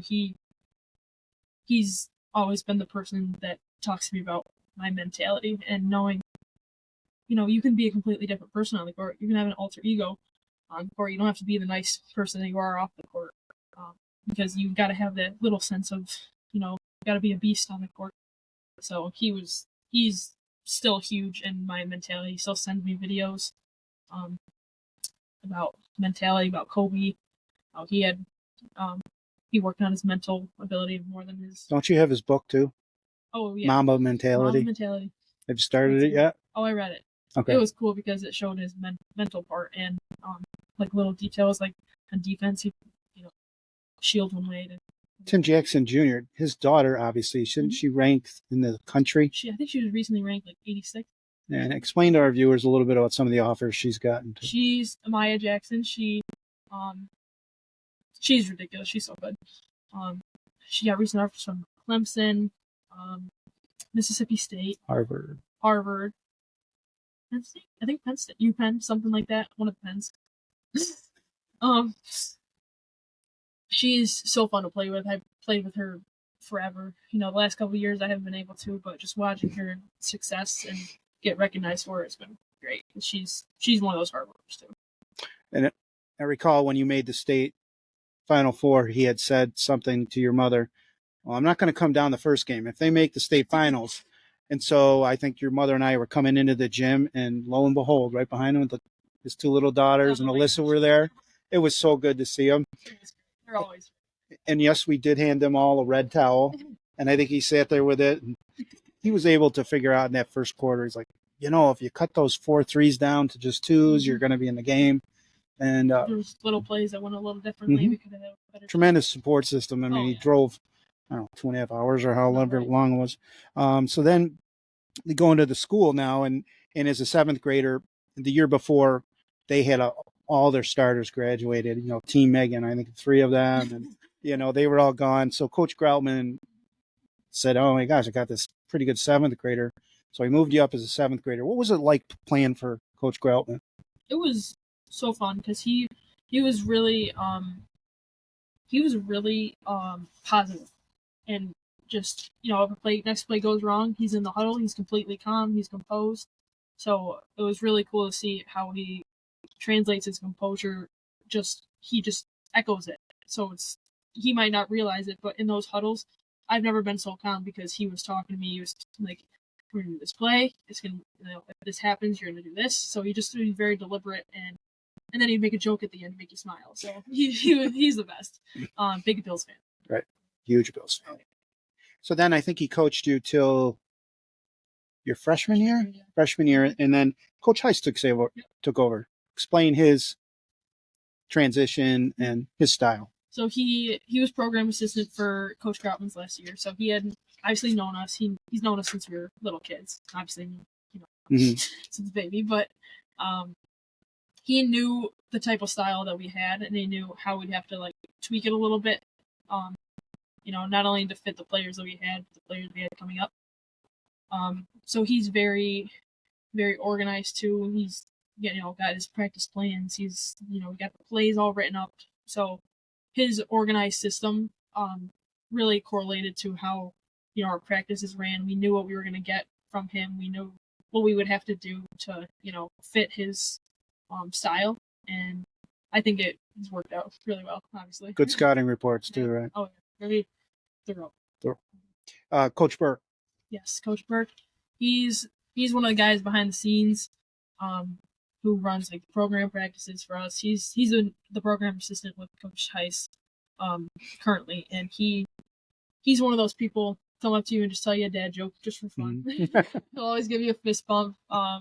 He's one of those, like, he'll lighten the mood with anything. Like, if you're, had an awful 3 plays, he'll make a joke about it and you move on. So it's really good to have that kind of, you got Coach Heise, who's, he's very honest and he's like, hey, we got to do this, got to do this. And then Coach Burke's like, we got it. We got it. I think you went to Coach Burke too in the beginning of the year. You weren't really shooting the ball well. Tell us that story again. You were struggling offensively, and then you came off the bus, and he just said, keep shooting. Yeah. Mm-hmm. He was a big part in, lifting my confidence, because early in the year against like Liverpool and St. Mary's, I didn't shoot the ball great. I had a couple games later in the year too that didn't shoot it great, and he just always told me, keep shooting. It's going to fall. You put the work in, it's going to fall eventually, so just keep believing in yourself. It's going to go. Coach McGuinn. She's the best, because she had experience in the Hilton program, had seen what it's like, in the tough moments. She had played against Deja Fair, and the year before I had joined the team, and so she played in college at Kika, so she had experience from many different places in her life that she was able to help, and she's a younger role model for us to talk to about anything. So, and then in the off season, your mother, who she puts on a lot of miles with your AAU and whatnot. And she ended up talking to Ella Meebon's mother and said, what are some ways that your daughter got better? And she said she started playing with boys. So Coach Prince, talk about what he did for you and letting you go to his practices. So I think, was he the one that reached out and said I could come to? Yeah, he did, actually. So he had reached out to, I think it was you or Mom, and saying, hey, like, she wants to come play against the boys. I think it'd be great for her to get that experience. So I think I had gone when Michael was a senior. So I was playing against all his friends. So it was hilarious. Obviously, it's like one of the smallest ones in the gym. I was fast, but I'm not fast as, a boy. So it was really interesting to see how, I had my high release so I could still get the shot off, but it was just knowing whether I should do that or take a shot fake and, drive a little bit and then pass it. Still haven't really figured out how to finish around a boy defender, but we're going to figure it out. Because, in college they practice against boys all the time. So in the higher speed, it's been so cool to see how just playing against them makes me better, and playing with them makes me better. And then going into some of your AAU coaches, Coach Sean Pinkerton. So I played for him last year and the year before, and he's very deliberate. He had taught me things about the game of basketball that I would have never thought before. Like, everyone knows on defense you got to swivel your head so you can see everybody. So he told you to sit at, have your head at like one shoulder and just use your peripheral vision. So I never thought about that. Like, yeah, just move your head, whatever. But as you get higher and higher in the level, like, you turn your head for a second and you're getting beat back door. So he taught me like the little things in the game, how, if someone's driving baseline and you think you have to help and you end up turning and trying to help when you should be running towards your girl because they're getting the ball next, like, don't do that. So he has a brilliant mind in the game of basketball, so it's cool to see how it works. Explain how the game of AAU compares to the high school game. AAU is faster, playing against stronger players, faster players. You could go from playing against some random local team to playing against future WNBA stars. So it's so different, because not only do you have like the game, it's being played much faster, but you have, the refs got to keep the schedule of the games going on. So, they might make more calls or less calls depending on what happens. So you're never going to be happy with what the refs give you. So it's just dealing with that kind of obstacles and just playing through contact. Explain a little bit about the college coaches that attend and what they're looking for. So the live periods for basketball are when college coaches can watch, and it's always crazy because you got, people are always trying to show off in front of college coach. But at least for me, what caught the attention of college coaches was the little things I did. That I like to play defense. I like to, distribute the ball. I like things about the game that not a lot of people like. And I think once the college coaches talked to my own AAU coaches too, they got more of a sense of what I was like. And it's not always the points you score or the passes you make and stuff. It's everything combined. If you hustle for a rebound, if you can get a rebound against 6'3" girl, you can do something for their program. So they're just looking for the hardest workers and the smartest players. And then after Coach Pinkerton, you had Coach Fenn and Coach Heise. Talk about them a little bit. So I'm playing for them this year. Coach Fenn, tell them the program that you play for. Oh yeah, I play for Action Elite, and it's out of Buffalo. I love it there. It's so fun. So Coach Fenn had been with my team the past couple of years, and this year he took over as the head coach along with Coach Heise. And they're the tallest coaches I've ever had. They're also the most like balanced. Mm-hmm. So we'll be in the huddle, and Coach Fenn is screaming at the top of his lungs. He's a 6'10" guy screaming at you. For the next breath, he's like, "It's okay." So it's just learning how to play it under different styles of coaching and stuff. And I love the way that we take defense really seriously. And earlier on in my career, focusing on the individual defense, and now I'm learning the team defense. So like how, helping strong side isn't the best, helping just the little things you do on defense, how it makes a big difference. I don't know if this individual ever coached you, but Peyton Jackson, that's another of the Jackson family? It's Tim Jr.'s younger sister. Okay. She played at Bishop Kearney, and she was fun because she would always scrimmage with us along with Tim. And she's both of them are like some of the smartest players I've ever played with, because they will all of a sudden hit you with this pass that you didn't even know you were there for. Mm-hmm. So she was one of those like calm, cool, collected sort of people. Another role model that I had, and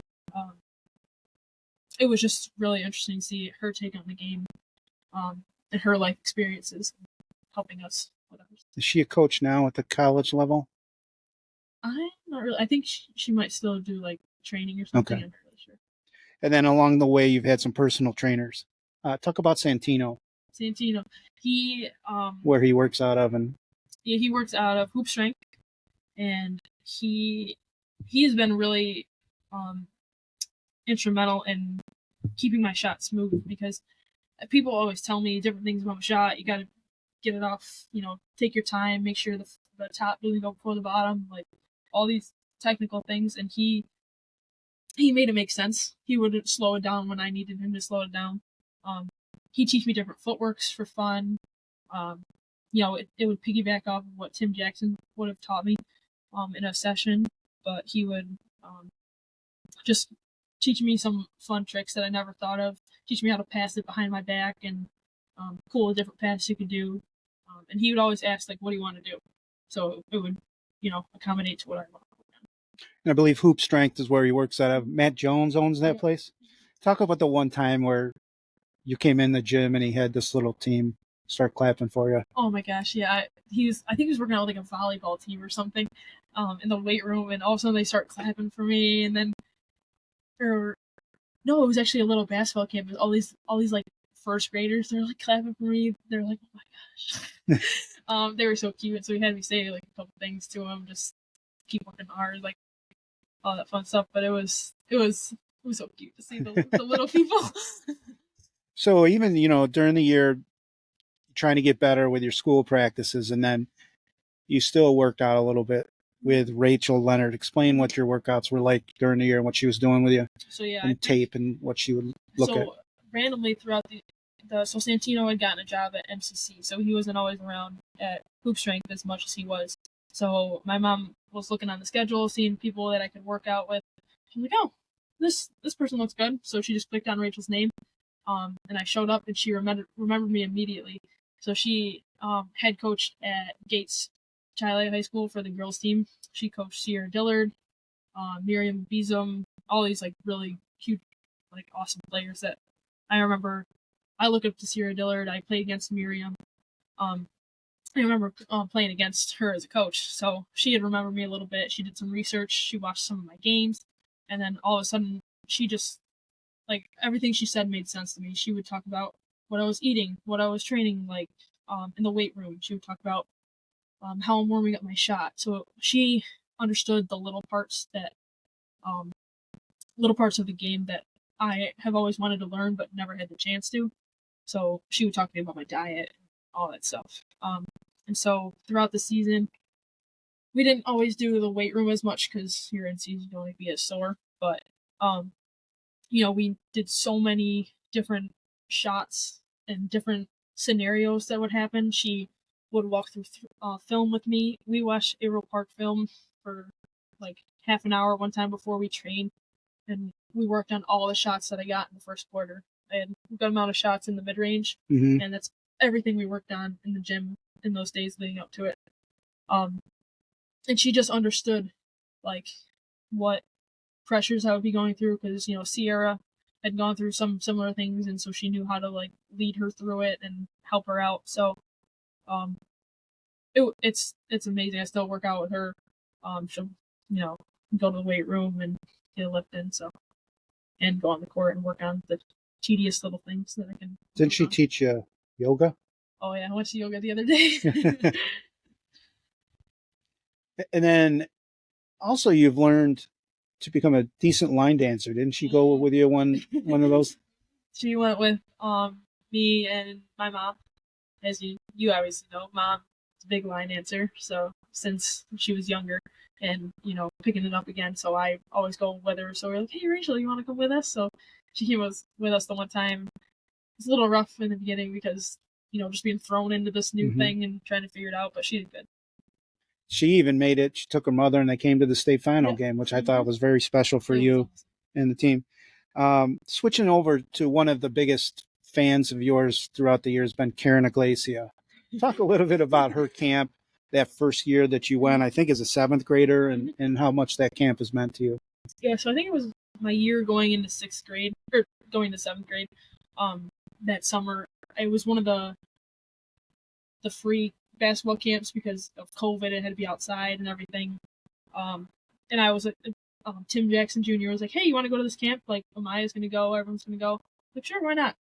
So I go there, and like the first couple of days, I got voted as the hardest worker. I got my little Kohl's gift card. And I remember, I think she had asked me if I was a senior in high school. I was like, barely in the middle school. So that was funny. But then once their camp got back to what it was, being in a gym and less restrictions because of the COVID and everything, I was able to. She invited me back again, and it's been so fun because I've grown in my game, and she has seen like all of it, and so she'll come to our games for Hilton. She the food at the camps. She makes all the food, right? She makes all the food. Her and her family. My favorite has always been the curry chicken. It's true Jamaican food. It's so good. And it all started, I think it was like last year, it became a big thing that I love the curry chicken because I would just be like, what day are we eating the curry chicken? And then even when we would eat it, my friends and teammates that I was sitting with, they would, we'd all have the same plate, and they'd get like 3/4 of the way through, like, "Man, I'm so full, like I can't finish it." And they're like, "Can you eat it?" I'm like, "I got you." So it became a thing that like when you need me to eat the curry chicken, I'll eat the curry chicken. Which is funny because I had to play a basketball game afterwards, so running around on a curry chicken was interesting, but it's always so delicious, and they're just amazing in everything they do. And talk a little bit more about the philosophy behind the Iglesia camp, about bringing suburban, urban kids together, guest speakers and stuff. Yeah, so um, you don't always get the same experiences as other people in life, and it's really cool to play with girls from other schools that I would have never met otherwise. Um, Playing against girls in Section 5 that from schools that I haven't even heard of. Um, and then like just bridging the gap between you know any like divide that there might be from just any life experiences, and just having fun playing basketball, bonding over that. And then they always do workshops to help you in life. They do a leadership workshop. They did one on NCAA eligibility. Um, they did one with Jeff Anderson. Is that the ref? Yeah. Yeah. So Yep. he came in. He talked to us about um, just trying to make goals for yourself in life, and it was so cool to listen to his perspective as a really good ref. Law enforcement ever come and speak to you? Oh yes, we had them come in. We had this guy, I can't remember his name, but he had dealt with mental illness, and so he came and talked to us about it, and it was really cool to hear his story because he's like an NBA trainer, just all this famous guy. Like, what else could you ask for? And yet he went through these struggles. So it was cool to see how he overcame it, and the people, and the fact that he needed support around him to do it. Will you be going this year for your last time? Oh Oh, yeah. and she will be making a curry chicken.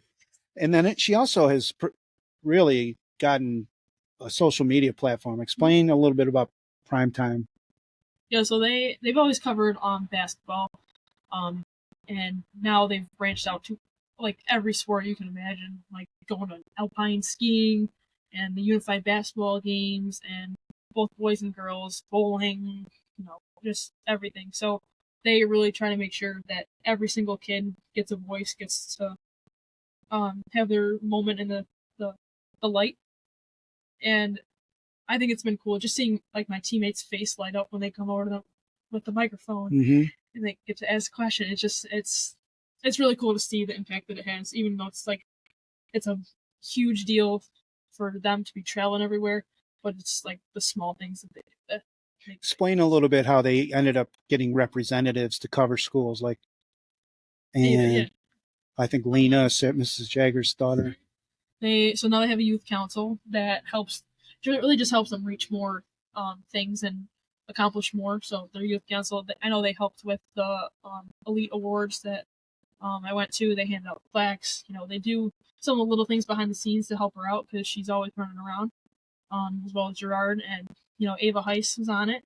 Um, she still is on it. Got Lena Lapani, who played against, and then Julia Jagger, who played for Irondequoit girls basketball, and she's a friend of.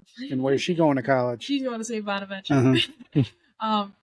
So yeah, it's really cool to see how like younger kids can impact too. They'll go to the games, record. Ava will send her some film that she can upload. So. And when you talk about affecting younger kids, explain a little bit about how you would sometimes make visits to select girls' basketball games. Oh yeah, so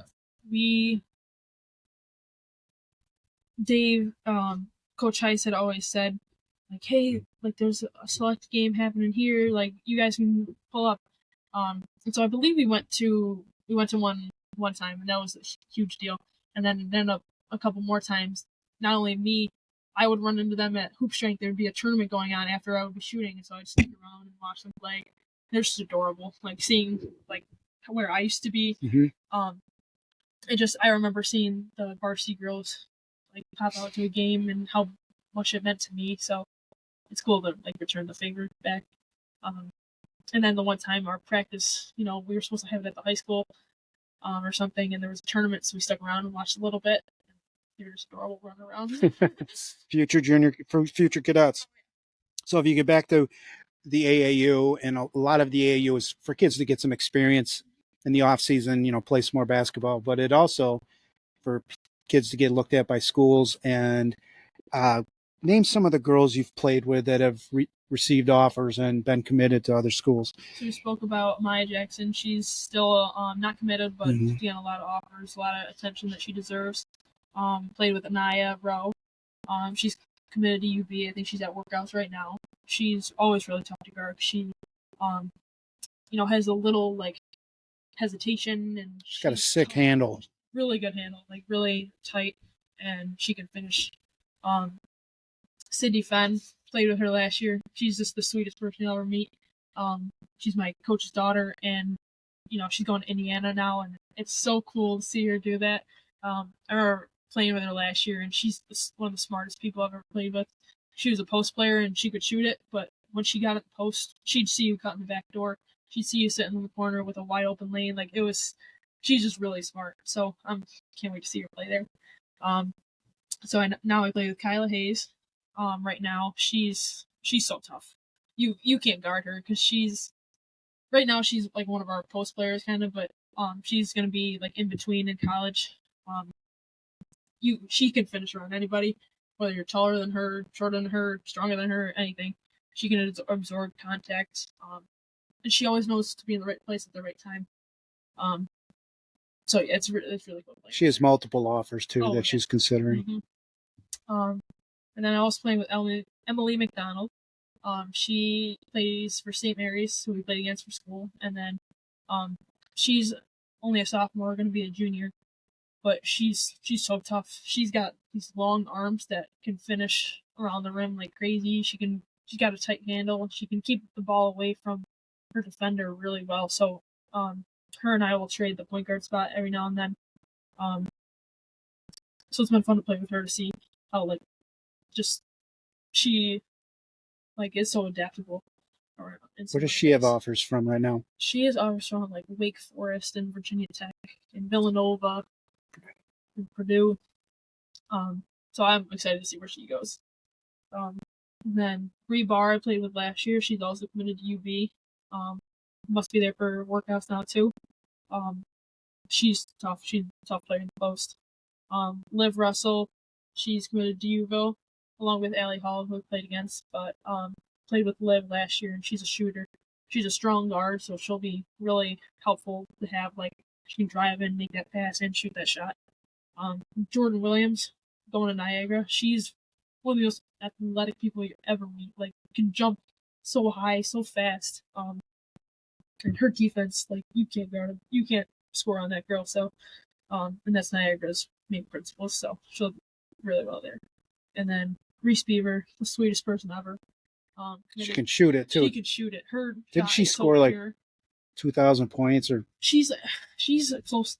She may have like a Section 5 record. It's crazy. She's got like 2,300, something like that. Where's she gonna go to school? She's going to Damon. Her shot is so pure. She would always tell me that her dad would always like tape like a pickleball pad or like a ping pong paddle or something to her hand so that her left hand wouldn't get in the way of her shot. It was so pure. It went in every time.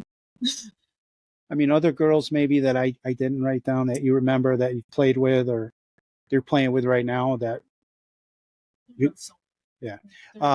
One I do want to talk a little bit about Maddie Francis because you played with her. I think your first year of AAU. Yeah, way back when I was playing for both the Jacksons. She showed up at practice one day and we were like, oh my gosh, this girl's tall. She was tall then, she's even taller now. She is insane, an absolute freak athlete. She's really good at triple jump nowadays, plays volleyball, plays for Lancaster, and playing I would always have to guard her every now and then in practice. And it was tough. So she was like my first like sort of glimpse into what it would be like playing against taller and faster players because she's got length that like you can barely stop. So and then went to the Syracuse camp with her, so I roomed with her there. Her dad bought me pizza. It was way back, so right. But it was really cool to be a part of seeing her at least at the younger age, and now see her now with Power 5 offers. Go anywhere she wants, like, insane. Yeah. And what about some of your early on teammates from your high school teams? So I played with, my first year, I played with people like Logan Hibbard, Liv Strauss, Sid Carpenter, Maddie Minetta. So many people that just had personalities that made you want to come to practice. Mm-hmm. They were so nice to me also. They would make fun of me a lot Little did I know that they were making fun of me. I thought they were just joking around. But they always made me feel at home. I was a seventh grader in this team full of girls that have recently graduated college. Like Logan Hivers now subbing at the high school. So it's crazy to see the full circle moment. I played with Riley Letta. I remember when I think I was in 6th grade, and I would come to the girls' practices, and Riley had hurt her knee her sophomore year, and so her and I would always just hang out on the sidelines, run the clock in practice. So that bond started a little younger than I was actually on the team, but it carried over. They're just awesome people. And the last thing about basketball before we hit a little bit more of other aspects of your life was your B-Canny experience last year. And you played in 2022 and 2023. And I think this is last year when you won the championship. I think this is where you truly got recognized. Your coach, Coach Perzak, he watched you play 5 or 6 games. And he explain a little bit about that tournament and then some of these other coaches that worked for you. So B-Canny, it stands for like something. Explain what it's in place of for the last 10 or 15 years. Yeah, it used to be Empire State Games, and they didn't have it for a couple of years with COVID, and then they just brought it back with now calling it B-Canny. So it's each section around New York State comes to Binghamton and plays in a tournament for a championship. So I think it's one of the coolest parts because it's like your own little all-star league. You get the best players from Section 5, Section 2, Section 11, or whatever, however many sections there are. And you truly get like the best players from New York State at that tournament. And so last year we went 6-0, played some really tough games. I think we won a couple by 1. And that was some of the most fun basketball I've ever played because you had girls that just would do what it takes. I played with Lena Lapani, Navi Buntley, Loren Green, Melly O'Toole, just really talented people, but would also do little things. Lena Lapani will get every rebound if you ask her to. Allie Hall would block a shot when you needed to. Navi would drive to the basket when you needed to. Rylan Fehrenbach, who I played against in the sectional finals too. It was cool just to see their different takes on basketball, their different styles, and how it all came together to win 6 games and get a championship. How do you manage having a personal life after all this training and basketball? It's rough. Yeah. But my friends are really they're really supportive of me. They always asking about basketball, and if I can't make it to something, like, oh, just come to the next one. Like it's. And so you were playing soccer, and then all of a sudden you break your nose in August of, I don't know, what is that, your freshman year? Yeah. In Kentucky, and the healing process would take a while. So you switched to tennis. Talk about tennis a little bit, what event you did and who was your partner and your coach. Yeah, so I played tennis my freshman year with Jaylee Esposito, she's a freshman this year. I think she was like a 7th grader when I played with her. She's a character. She was so fun to play with. And we played 4th doubles together. So like the bench was like just like below us, and then we were like on that cusp. Right. So like when you play against Victor, you play against really good players, even though they're 4th doubles.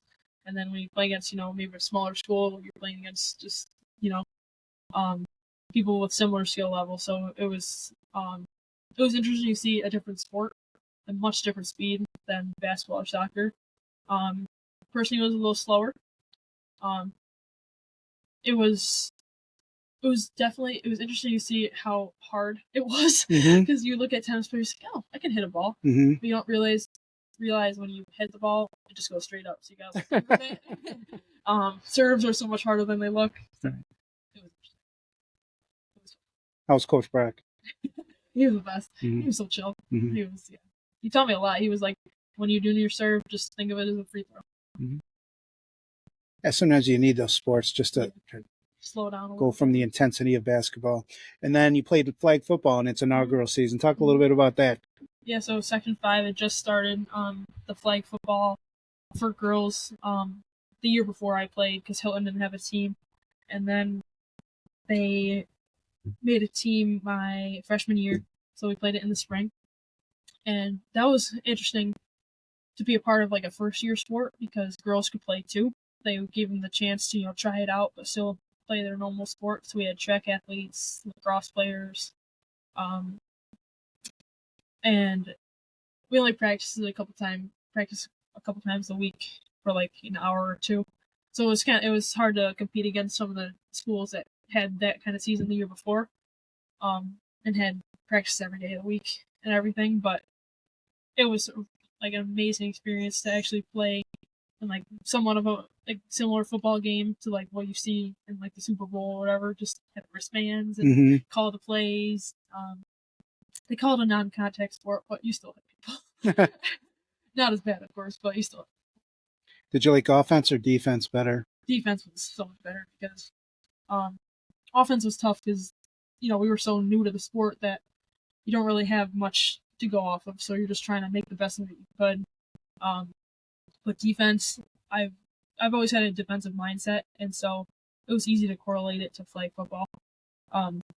Because I would always watch the quarterback's eyes, and if it went the one way, you shade a little over there. I was a linebacker, and so then I'd be ready to go the other way when the girl ran behind them.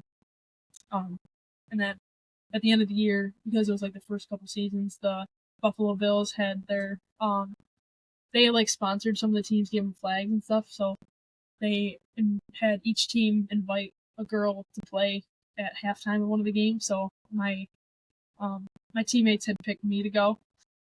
It was one of the coolest experiences ever because we got to practice like the day of the game on in their training facility. Hmm. And played at halftime on the Bills field. Had the fans everywhere. It just looked like the Wii Sports kind of like background to it, but it was really.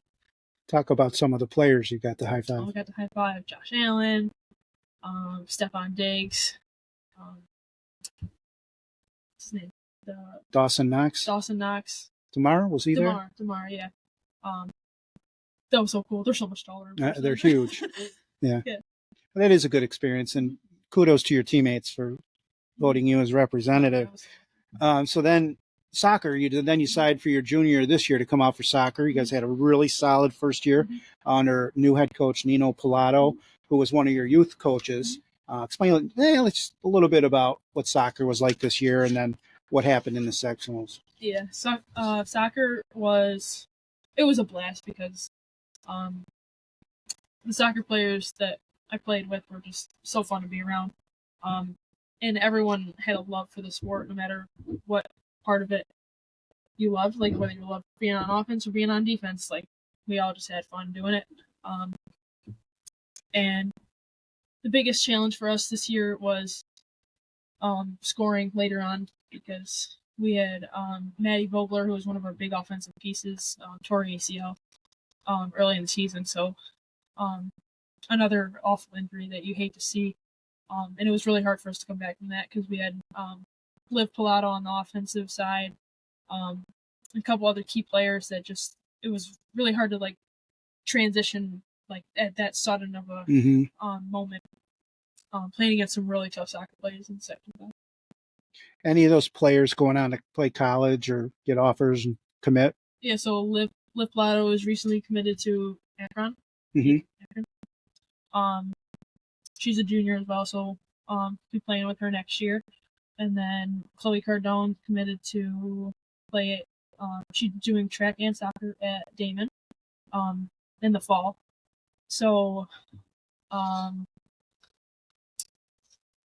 then Madison Vogler, she's going to be back in the fall too, and she'll be back like nothing changed. So you're fifth seeded in the sectionals. Unfortunately, you run into a pretty good 12th seeded Mercy team. They knock you off 3-1. Any all postseason awards? I know you were a first team All County. Liv Pilato. Was Sierra Bianchi also first team? I believe she was your goalie. Any other second teams that you remember? Second team, I think there was Sid Fisher. There's a couple. I don't know, but what are your expectations for next year? You want a challenge, right? Oh yeah, we're going back. Yeah. We're making the best. least make it past the first round. That's your first goal. Um, and then you also went to Spain playing soccer. Talk us a little about that trip. Yeah, they invited a couple players from Section 5 to have a chance to like go in for like a little lottery pick to play overseas in Spain against local Spain teams. So I was fortunate enough to play with two of my other teammates from Hilton, Chloe Cardone and Sid Fisher. And we were in Barcelona. It was amazing. It was a week-long trip. We played 3 or 4 soccer games. It was funny because there would always be 2 games a night because we had 2 teams of girls, and the one team would play against like a 7th and 8th grade team, and then the next team would play against 25-year-olds. So the ups and downs over there were crazy. I played against one girl who was 26, Mm-hmm. and a girl that was like 12. Uh-huh. And they were on the same team. But both of them were ridiculous. So Right. It was so cool to see. They had like such a small village, and then all of a sudden you pop up and there's this amazing turf field in front of you. So it was really cool to see. Never been overseas before, so it's interesting. You see, like traveling? Oh yeah. Did? I hated the travel part, but being there was cool. Quite a long bus trip to New York City. 6 hours bus, 8 hours on a plane. And who did you room with again? Sid Fisher. Sid Fisher. Mm-hmm. And then you also, I think this might have helped with your flag football team. Explain how you and Mr. Foreman's daughter, what's your job during the football season? So me and Anna Foreman, we do the water for the varsity football team at Hilton. Mr. Foreman is he's a PE teacher at the high school, but he's also one of the coaches. So, and then you coach modified.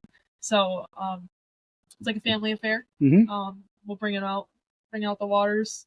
Halftime sprint to the locker room is always it's awful. No, but you're going to get food too. Oh yeah, we get food. But it's cool to be a part of those conversations in the huddle. The way coaches talk to the boys, much different than the way they talk to girls. They smell a lot too. What's it like, listening to how those coaches motivate the kids during a game? Because it's an intense game. Oh, when there's heavy contact and stuff. So there's a lot of like back and forth. You could have, lose 5 yards on the next play, score on the next play.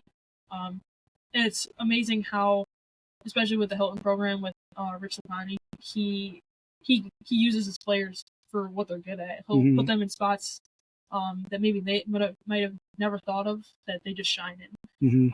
Winning that sectional title a couple years ago, that was so cool to see. And that I remember Mr. Foreman pulled me and Anna aside and was like, I want you to watch this and stay around for like the celebration stuff because I want you guys to experience it. And then luckily I experienced it with basketball and she experienced it with flag football this year. So it was a cool like all around moment. Very proud for the dads and the families and everything. Glad I never knew that story about that. And then you also were captain on your basketball team and National Honor Society in both junior high and high school. Yep. Just trying to fit some of these. And then talk to us a little bit about the prayer breakfasts you attend on Thursdays. Yeah, so Mr. and Mrs. Clark, who I've known Mrs. Clark forever from, Maddie, who plays on the basketball team, and Lucy, the older sister, and then Cole, who was running up down the sidelines. And she had this idea like, hey, why not just start these things on Thursday mornings? Everyone shows up at I think it's the Methodist Church in Hilton. Get to talk about God and worship songs a little bit, and then eat some food and go to school. So it was really cool. How many of you have been doing that for? How many days? 4 or 5? Or... They had a couple weeks of it, maybe like a couple months. They started like just after basketball season, so there was quite a few weeks. And they did it during the school year. And then also, what about your Friday night? Oh yeah, on Friday nights, Greece Assembly, they always have this like youth night. It's called Refuge. So I'll go there with a couple of my friends.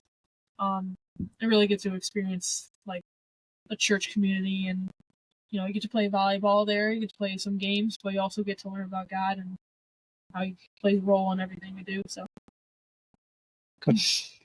We're wrapping down the podcast now. I want you to talk a little bit about your influence and support from your brother Michael. He, like you said, he won the sectionals in football that year. He was awarded second team all county, most improved on his team. And in baseball, they were two in his junior and senior year, two-time Division I champs. He was second team all county in that. Unfortunately, they did get bumped the first round. It was baseball. They had great players. You run into a better pitcher.